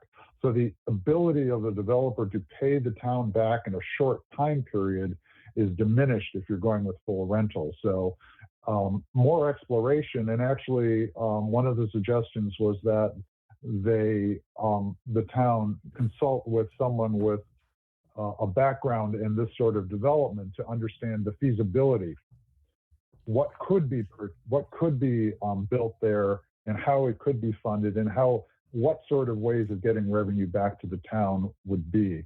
So there wasn't a lot of discussion about, there were some minor issues with the wording in the RFP. It was a little, because it was brought over from a previous RFP, not all of the phrasing had been changed to take into account the new requirement that it be 100% affordable. And there was a concern about staging in terms of bringing this forward to Springtown meeting this year, in part because trying to get an RFP out, getting it done by the end of January, getting responses, and that whole path, because this is much more complicated because of the financing, the thought was that we should slow the process down to allow time for everything to work out, to allow time for more research to be done into what is actually feasible, and perhaps to bring this forward in the fall rather than in the spring. And that would, because, you know, there's just a lot of questions. So that's pretty much the gist of what the Housing Partnership Board talked about. And so that I can, that's my hopefully 2-minute discussion of that. I have a clarifying question. Yeah. When we talk about 100% affordable, I thought that the way it worked with the Mass Department of Housing is that if a building is all rental, and if a minimum number of units in that building are registered as deed restricted affordable rentals, then the number of deed restricted is the actual number of afforded units, but the entire building unit count is applied to our affordable housing inventory. That's why, That yes, is- that's why. Yeah, no, that's 100% correct. I think Dia, when he said, wait, you maybe misspoke. When it's not 100% affordable, it's the 100% of them count. Okay, because I hope I was, what I was trying to say is they are 100% eligible to be on the SHI, which is not 100% affordable. Right. It just means they all count towards the SHI. And in fact, that this- occurs even if you're just at the 25% level, Brian, or 15% level. 25. So if it's 25. rental, 25. and so that's so the reason why that this is, I guess, has been initiated is because a town meeting vote occurred that required it. So it required two things. One, it required two things, the town meeting vote. One was that purchase price, like Diab said, purchase price has to be one of the criteria. I'm going to bring this up. And it has some of my own comments here as well, but so what's in red here is what has to be in there based upon the town meeting vote. This has to be there has to be a purchase price, and that it has to be part of this process. The other is that all of the units have to be eligible. The only way that all the units that can be eligible is that if it's at least 25% and all of them have to be rental. The idea is that the purchase price of 5.3, I'm just going to expand a little bit on what the Housing Partnership Board conversation has said, because it's an important point, is that $5 million valuation, as well as the previous proposals, most commonly, the one that was talked about the most was the Brian Melanson, which was probably around that same amount of money, was for 25% of them to be affordable, but they were all condos. That's how his money shook out. So the question now is, just like Diab said here, the biggest question is that regardless of it's the money that's at 5.3, which is what we're going to pay for the property. We're going to pay up to 5.3, but my guess it'll probably be, I don't know, but it'll be probably, that is a max. We will see where that goes. And then the idea is obviously can we sell it for that amount of much if we're, number one, not doing condos, and it's how many units are going to be able to fit there. And it might change some of the design. It might make the building larger. And these are all the concerns that everyone is talking about. There's kind of the fallout of the vote at town meeting in terms of how to deal with it. I know that's a lot of completely compounding factors, and it's like, where do we even begin about talking about this? But maybe that's, the comments in terms of trying to direct it is that I can certainly bring up the RFP in terms, and we can go through the 2 points that are there. That's one thing that we can do. Meaning that has changed because of the vote. So we can talk about that, but we need, Diab kind of needs to go on Monday with not necessarily consensus, because there may not be consensus tonight at all, but just more of a report of what people's thoughts are. I had really minor suggestions for pages 4 and 5, but they're not so minor that I don't want them included in our remarks, but they're not as weighty and confounding as the viability question. It was just having to do with which committees that would be included in the reviews. I have it here. Sure. And I just wanted to make sure on page 4 that, where did I have it? No, it wasn't page 4. It's on page 5. Dang, hold on. I'm sorry, too many things at once. Under design considerations, that we add the Traffic and Transportation Advisory Committee. And then on page 7, that we add all the boards that would then be mentioned on page 5. Okay. And yeah, so Those are easy. Yep, that not totally makes earth-shaking, sense. but it does include now some very important volunteers who are helping things go right. So, and I want to make sure they all get included. So there was that. And then I wanted to say that I did notice that the criteria changed. And so that's probably where the focus of our conversation would be. Right. So, Right. And oh, sorry, go ahead, Diep. yeah, there's a bizarre lag between my current voice and you folks. I apologize. So I think maybe we should just go around the board and ask whether you feel that the ranking of the criteria are appropriate, whether you feel that, is there something that you think is more important that has been left out? Or do you have any other comments about the criteria? I think if we go around the board and look at those first. Yeah, to focus on these two, it's basically the way it is right now is that purchase price and the either recovering of that full amount either now or over time is at the equal footing as the level of affordability. But really, what this project has, what the vote has somewhat forced is that these things are highlighted here because it really it forces at least 25% to be rental. The reason why this 50 is here in terms of, just to explain that, is that this was left, again, not necessarily left over, but it was based upon the Waterfield lot, which is not, this site is not supposed to, or it had not planned on being this very deeply affordable site, where there's relying heavily on subsidy that takes multiple years of funding rounds. That's not at all what was envisioned for this site. So this will most likely be, highly advantageous would be more than 25%. Advantageous would be, 25%, and not advantageous would be less than 25%. I'm saying that that's how it would eventually shake out.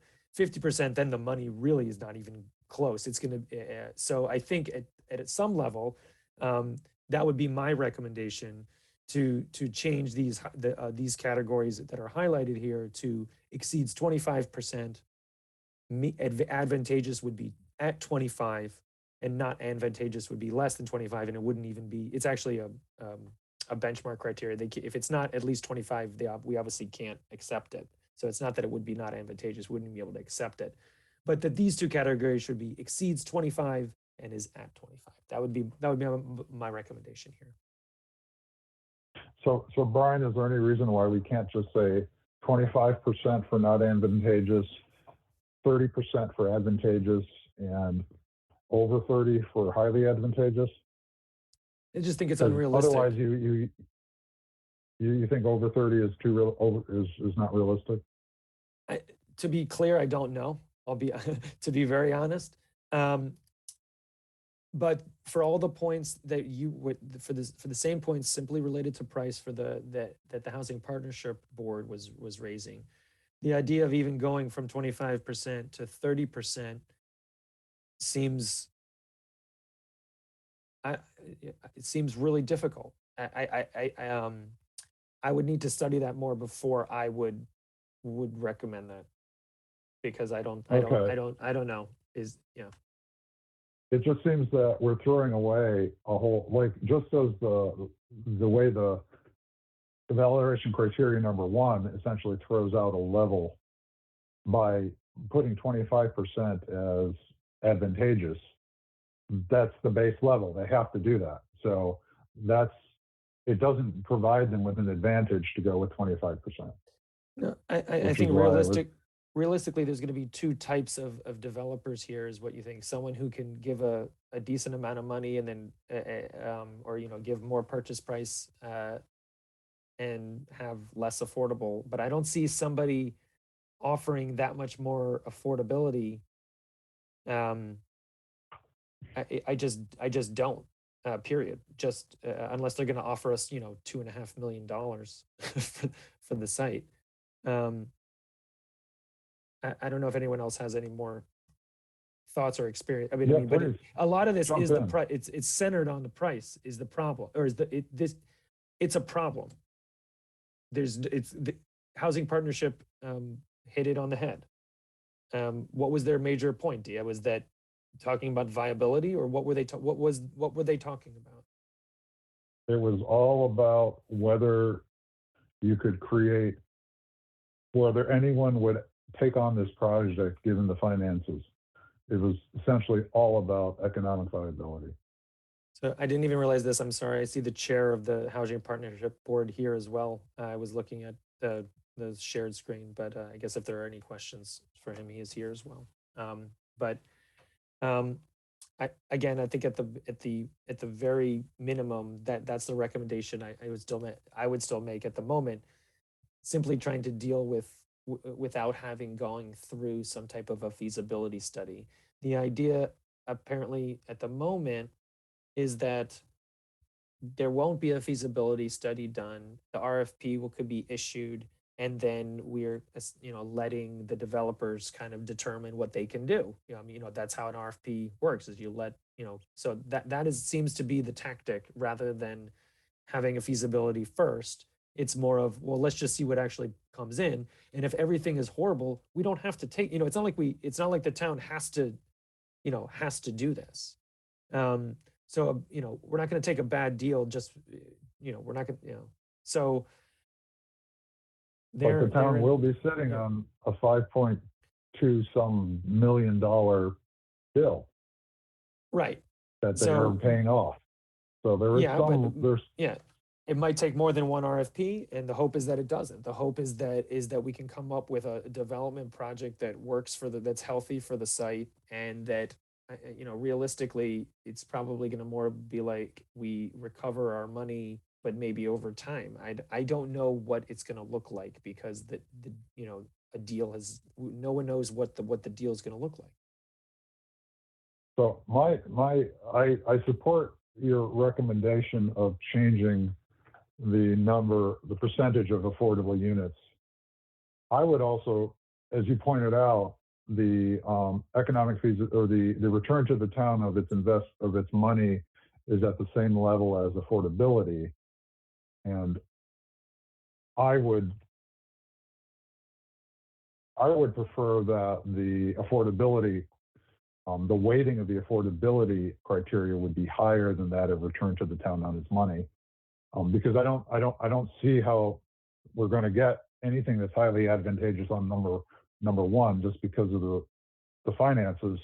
So I would prefer that they concentrate on giving us more affordable units. And Brian, you're looking like I just said something that was internally inconsistent. No, I didn't get it, actually. I'm sorry. Well, I think I got it, yeah. Yeah, but say it again. how- Even better. Say what it. if Say you- it again. Yeah, go for it. Okay, so if you look at the criteria, the finances are at the same level as affordability. I think that if you're going to drive a project to get to the affordability level, we're going to end up with something which I don't know how it's going to work. And I think it will skew projects in a particular direction, which may be quite large or something out of bounds for that neighborhood in terms of what we expected and what the neighborhood might accept.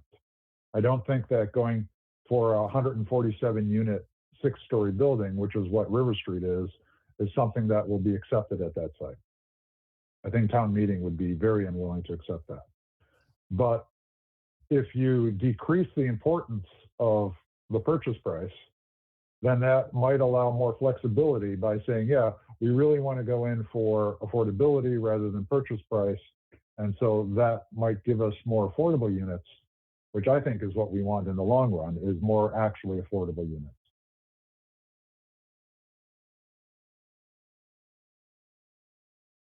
I thought Yeah, it go was ahead, please. teaching. Somebody go ahead. I think so too. I would love to see more affordable units, but what I like to see in the long run too is just one successful project. It just sounds like, to me, when I read the RFP, and I didn't read the one for Waterfield, but it was a really high bar. And with the financial feasibility issue too, I just wonder, what our town's reputation with developers like this is now after Waterfield, A, and then B, how successful are we going to be to build anything? And is it going to be like 5 more years of a vacant lot? And I would wish that we get more submissions, and not bad phrase to say lower the bar, but just I think that the threshold should be easier to cross, and that we get something built that's and not that it would be. I'm just terrified that people are going to come back again and say it was a bad deal. We didn't get a good deal.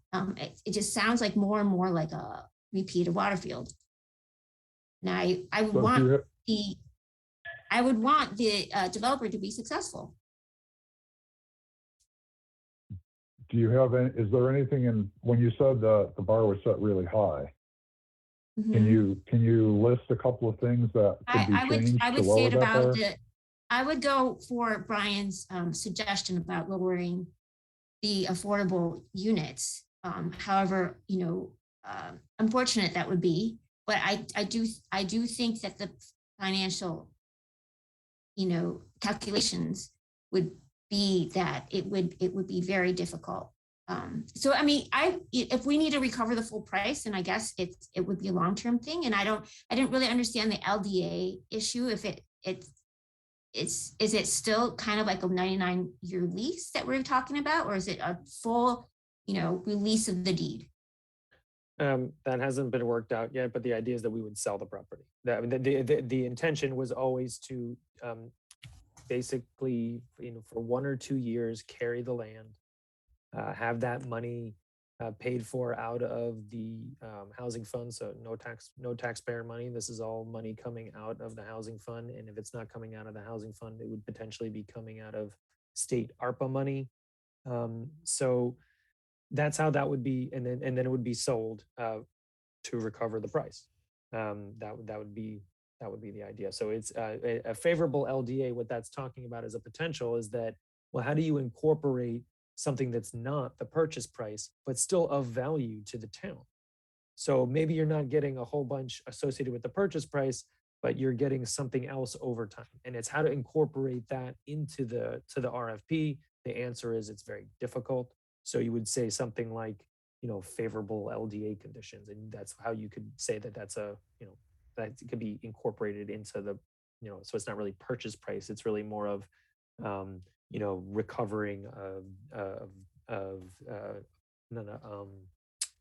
yeah. So I don't know how it'll end up. I mean, that's the point of this public process. Brian, Um, could that yeah. be like in the form of seller financing, where we take 3 million, but then the town takes back a $2 million seller note, for example, that's payable over 40 years at like a 1% interest rate or something, somewhat nominal, so that like you ultimately recoup the entire purchase price. It's just over a longer period of time. It allows the developer to solve for the capital issues. So yeah, so this is the idea of the select board to potentially do something like this. I mean, we're obviously a long way away from, we haven't even issued an RFP, but the idea is to somehow incorporate into the RFP not just a one-time purchase. I mean, there is still, there is still something to say about, tax revenue each year. Like, there's a lot of value to the town that's not necessarily captured all in just saying evaluation criteria of purchase price. And the select board wants to try to incorporate that. And I think we should try to do that as well. I think that's something that we could also recommend or agree with the select board to. So it's not just looking at a one-time purchase price, but potentially other creative, conditions in an LDA or I can't even begin to explain everything that Kurt just said. So as quickly as he just did. So, but something along those lines, Kurt, if you wanted to actually put that down in written form to Diab, that would probably be something that could be talked about, or at least shared. Okay. So the thing that I'm hearing is that it sounds like the planning board in general believes that it's important that the town get its money back, and that there is that the town should be open to constructive and creative ways of doing that over a period of time, not necessarily immediately upon closure of the purchase and sale agreement. So that would be an argument for having more what I would call granularity in the multipliers. That maybe this is it's a 4x factor, and that's also evaluated against, because did you give the town $5.3 million on closing day, or did you give the town $2 million or $3.7 million on closing day, and $2 million is proposed to flow back to the town over X years? And so there's this granularity to the evaluation criteria, not just an all or nothing, which is what I think I Ching might have been referring to. And I did hear in your summary, Diab, that there was a discussion, and John can elaborate on this, at the Housing Partnership Board meeting about the need for less all or nothing and more granularity in the evaluation criteria. And I want to pull in Cheryl because she's got her hand raised. Yeah, I just wanted to say that I think that the question that was asked originally was, are these two items our priority in this RFP for responses? Kurt gave one example. There are a multitude of examples of way that a developer is going to come back with a proposal. If our priority is to get our money back and they have 5 different ways to do it, they're going to be competing against other developers. I think we just need to get this. There's no way of really understanding what kind of financial instruments are within their grasp, or what kind of money they have. Who knows? Anyway, let's just say that based on Waterfield, we want to get our money back. Sally says that. I get it. The town has spoke on Waterfield, right? But this is a really, this is a site that's sat vacant for how many years now, because we just couldn't get around to, we couldn't agree on what needed to be there, what was acceptable. We need to get some more ideas about what is going to go there. And I don't think we're going to get anything that's 10 stories high because of what's allowed there. So I think we want it to be affordable housing, and we wanted the town to get their money back. I think those are I completely agree with the priorities that were put forward in the RFP, and I think we just need to get it. So just as a brief comment, this would be coming in as a 40B because the town is not currently zoned for this sort of development. So they could put in a 10-story building if they want. If that's how they got, if that's how they needed to get their units in there, that would be an acceptable proposal. This would be a friendly 40B, as it's called. Yi-Ching. Do we have permit granting authority on this at all, or is it No. just, no? So if they have a proposal and the town decides to sell it to them, then they can just build it. They have we to go would have to, through we're selling the, it to them. We would be selling it to them based upon what we wanted. So it's not like, although we don't, well, the ZBA would be in control of this, first of all. So, So they have permit granting, but they don't need a permit is the thing. well, right? they need a comprehensive permit through the zoning board of appeals. Oh, Just like But it River does- Street or any other, or, Cambridge Street or any other 40B in Massachusetts, you goes through the local ZBA. okay. but they That's do have, okay. It's a friendly. but 40. that does, yeah, any 40B has to go through there. You still have, it relaxes quite a few. It would, for instance, relax the restriction on height on that parcel. Many of the zoning bylaws are essentially relaxed. So the idea here would be that the town would be able to put conditions on what's going there because we control the land. So I think the key is that the developers may say we do require more than 60 units on this land in order to make it affordable, which will lead to a building X stories high where X is greater than 4. And that may just be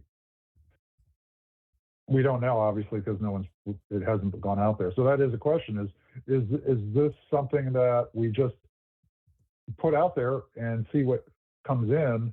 Or is there one of the things I believe the Housing Partnership Board is advising is that it goes through some sort of a financial feasibility prior to the RFP.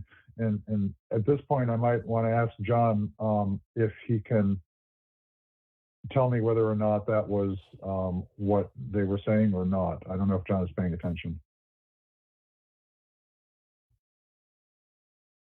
Perhaps not. So what I have from the board so far is that the RFP, there has to be explicit indications that. I think John just unmuted himself. Hey, John, can you Yes, go right ahead, I'm here.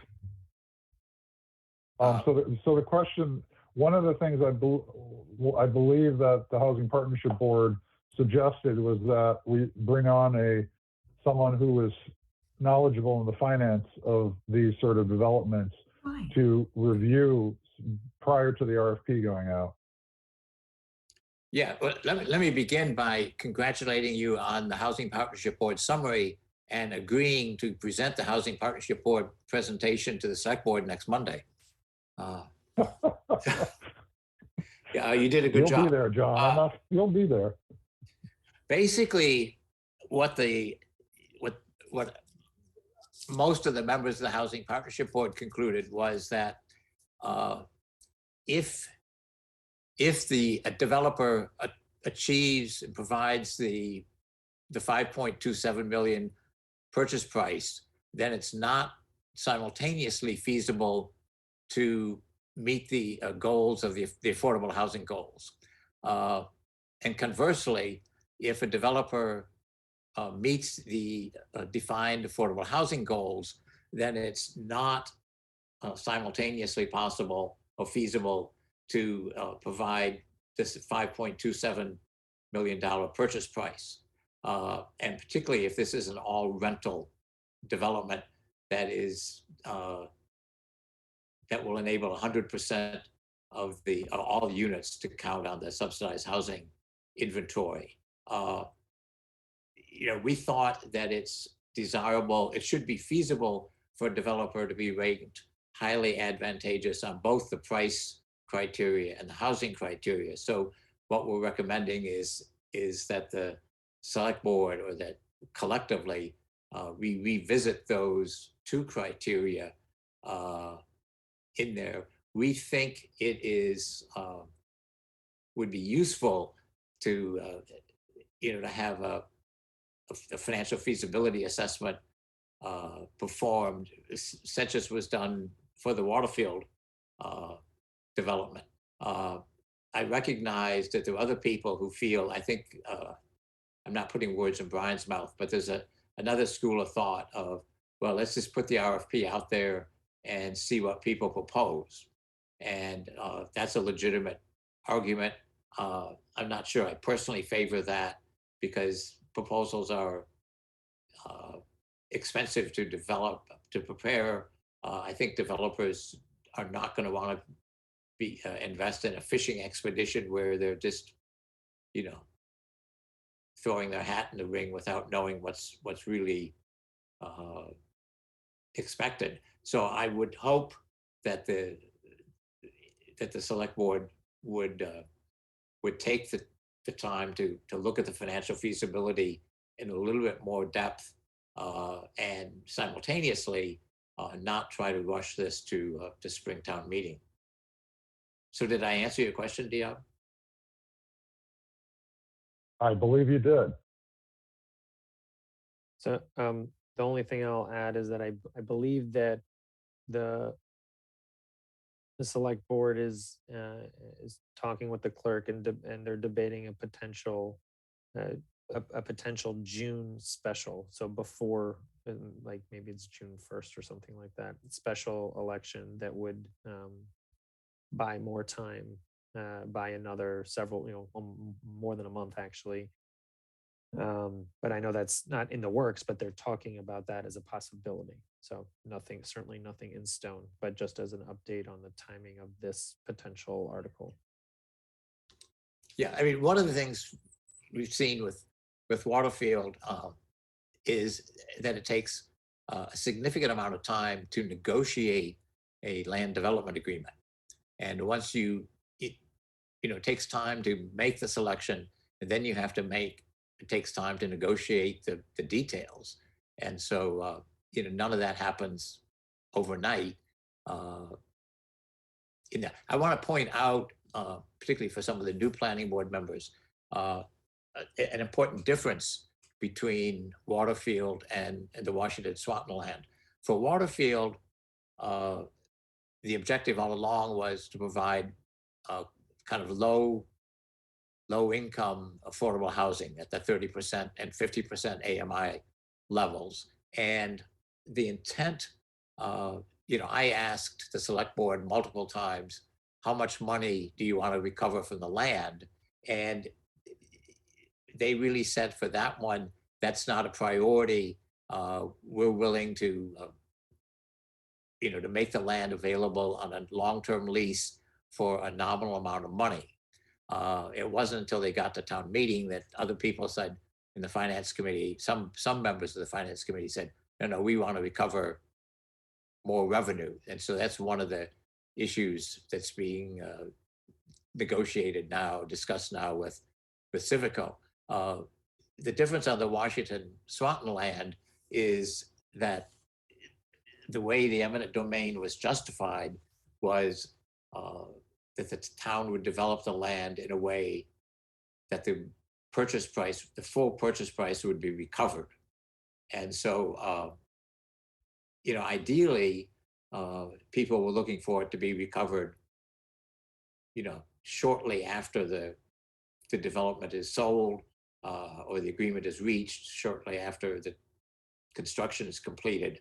And so I think that I certainly agree with Brian's notion, and what the Housing Partnership Board is recommending is that more flexibility be provided for the developer to provide income to the town over time.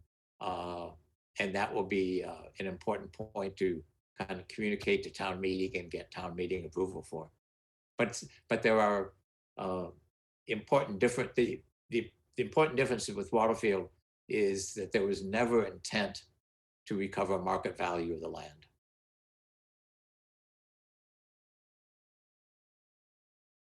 Until it went to town meeting, right, John?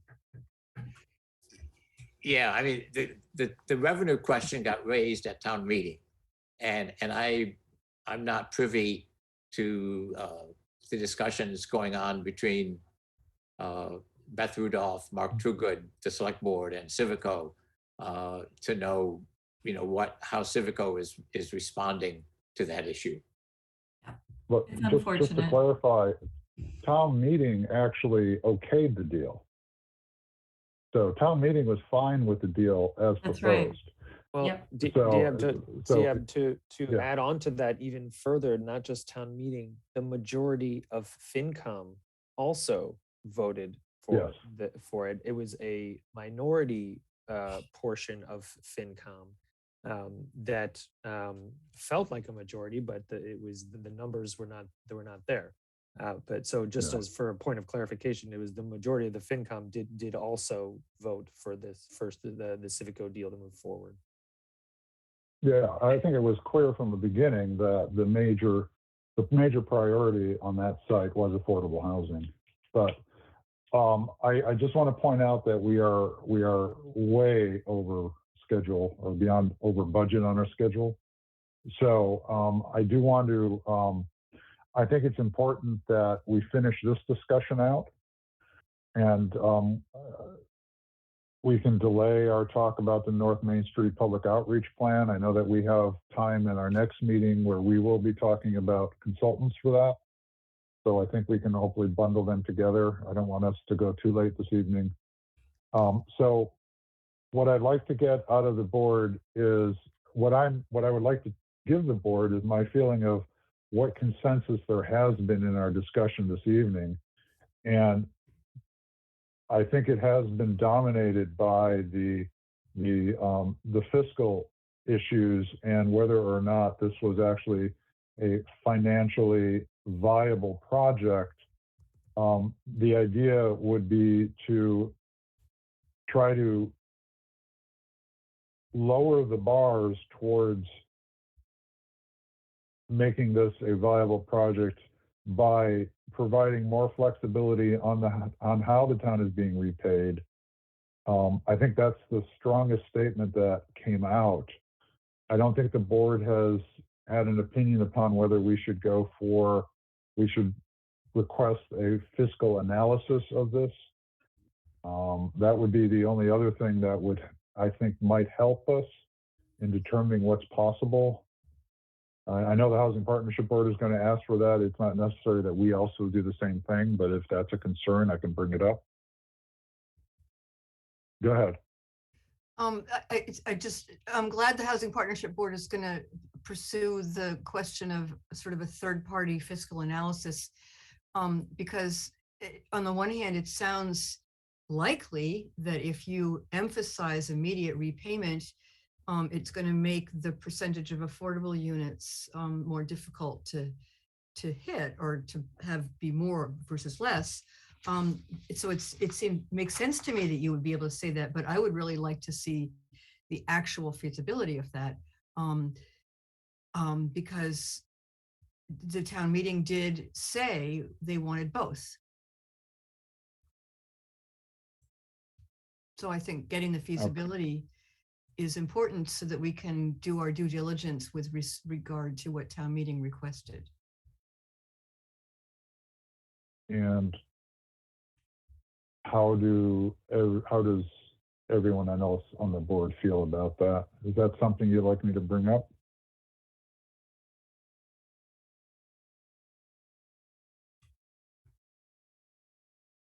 I don't know. Repeat that, Sally. I'm sorry, I missed it. Oh, no, it's okay, Cheryl. What I was saying was that town meeting said you have to get all your money back right up front, and you have to have the maximum number of affordable units you can possibly give us, and it has to be at least 25%. Town meeting did not say that.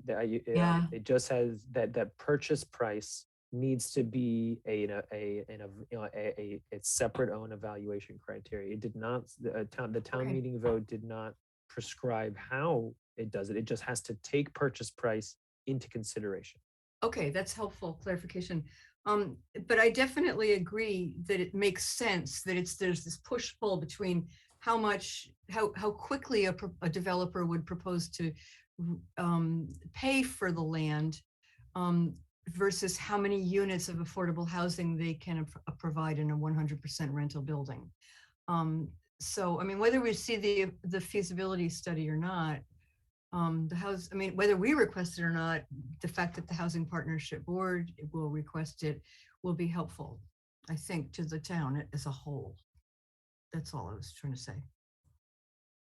So I don't know what to put in our report to select board. Well, that's why I just, if other members of the board feel that that's an important thing to ask for, then I will put it in there. And I think it would be a stronger case if two boards said that rather than one, but it will be stated at least by one board.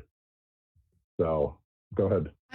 I think that the feasibility issue would be good if we had an RFP that was more achievable, or that we knew that it was achievable, and that what to expect in terms of massing and how many units, and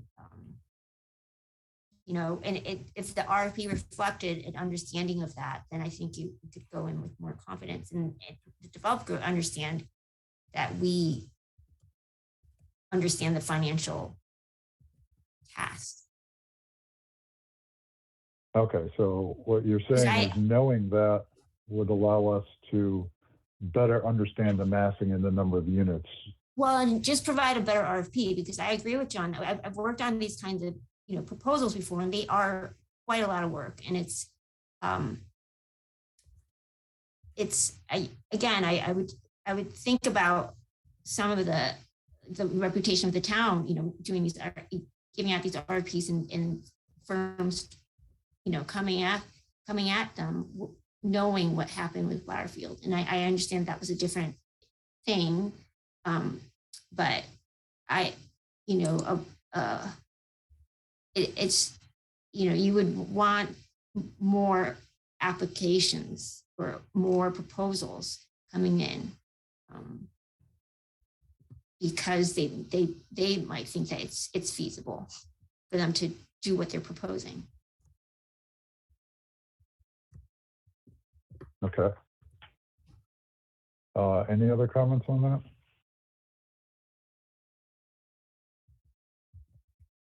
I think I have enough there to bring that in. I think between, so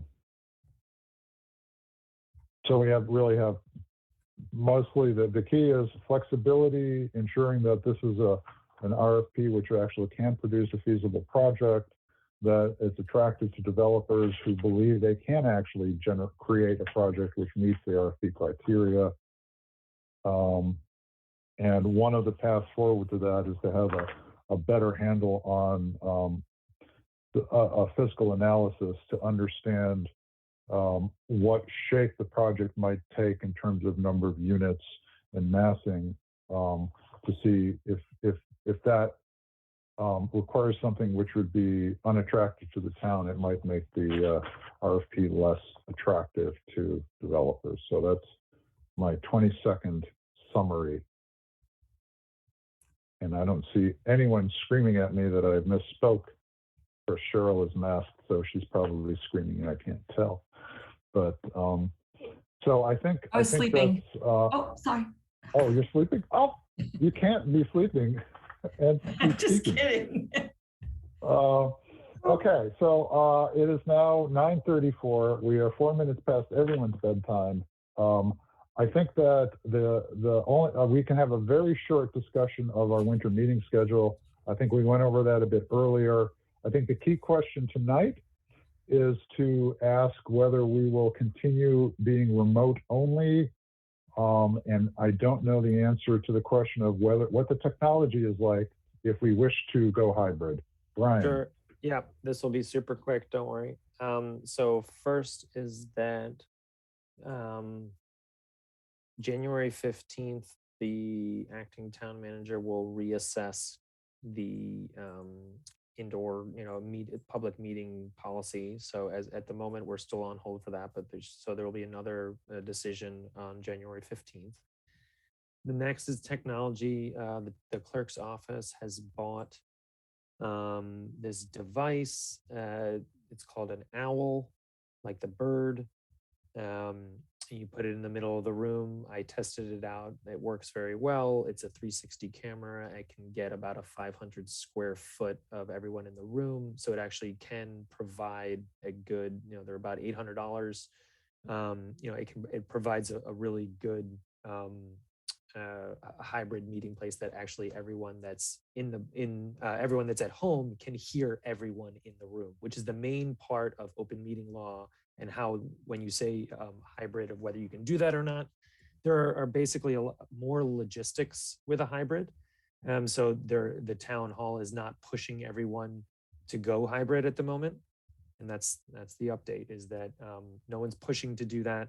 If everyone did it, or even more than one boards and committee, it just could be because you need someone kind of not necessarily like operating it, but in general, if you're doing hybrid, it's just it's another layer that town hall doesn't necessarily want to start buying 10 of these things or however many of these things and make hybrid the normal yet.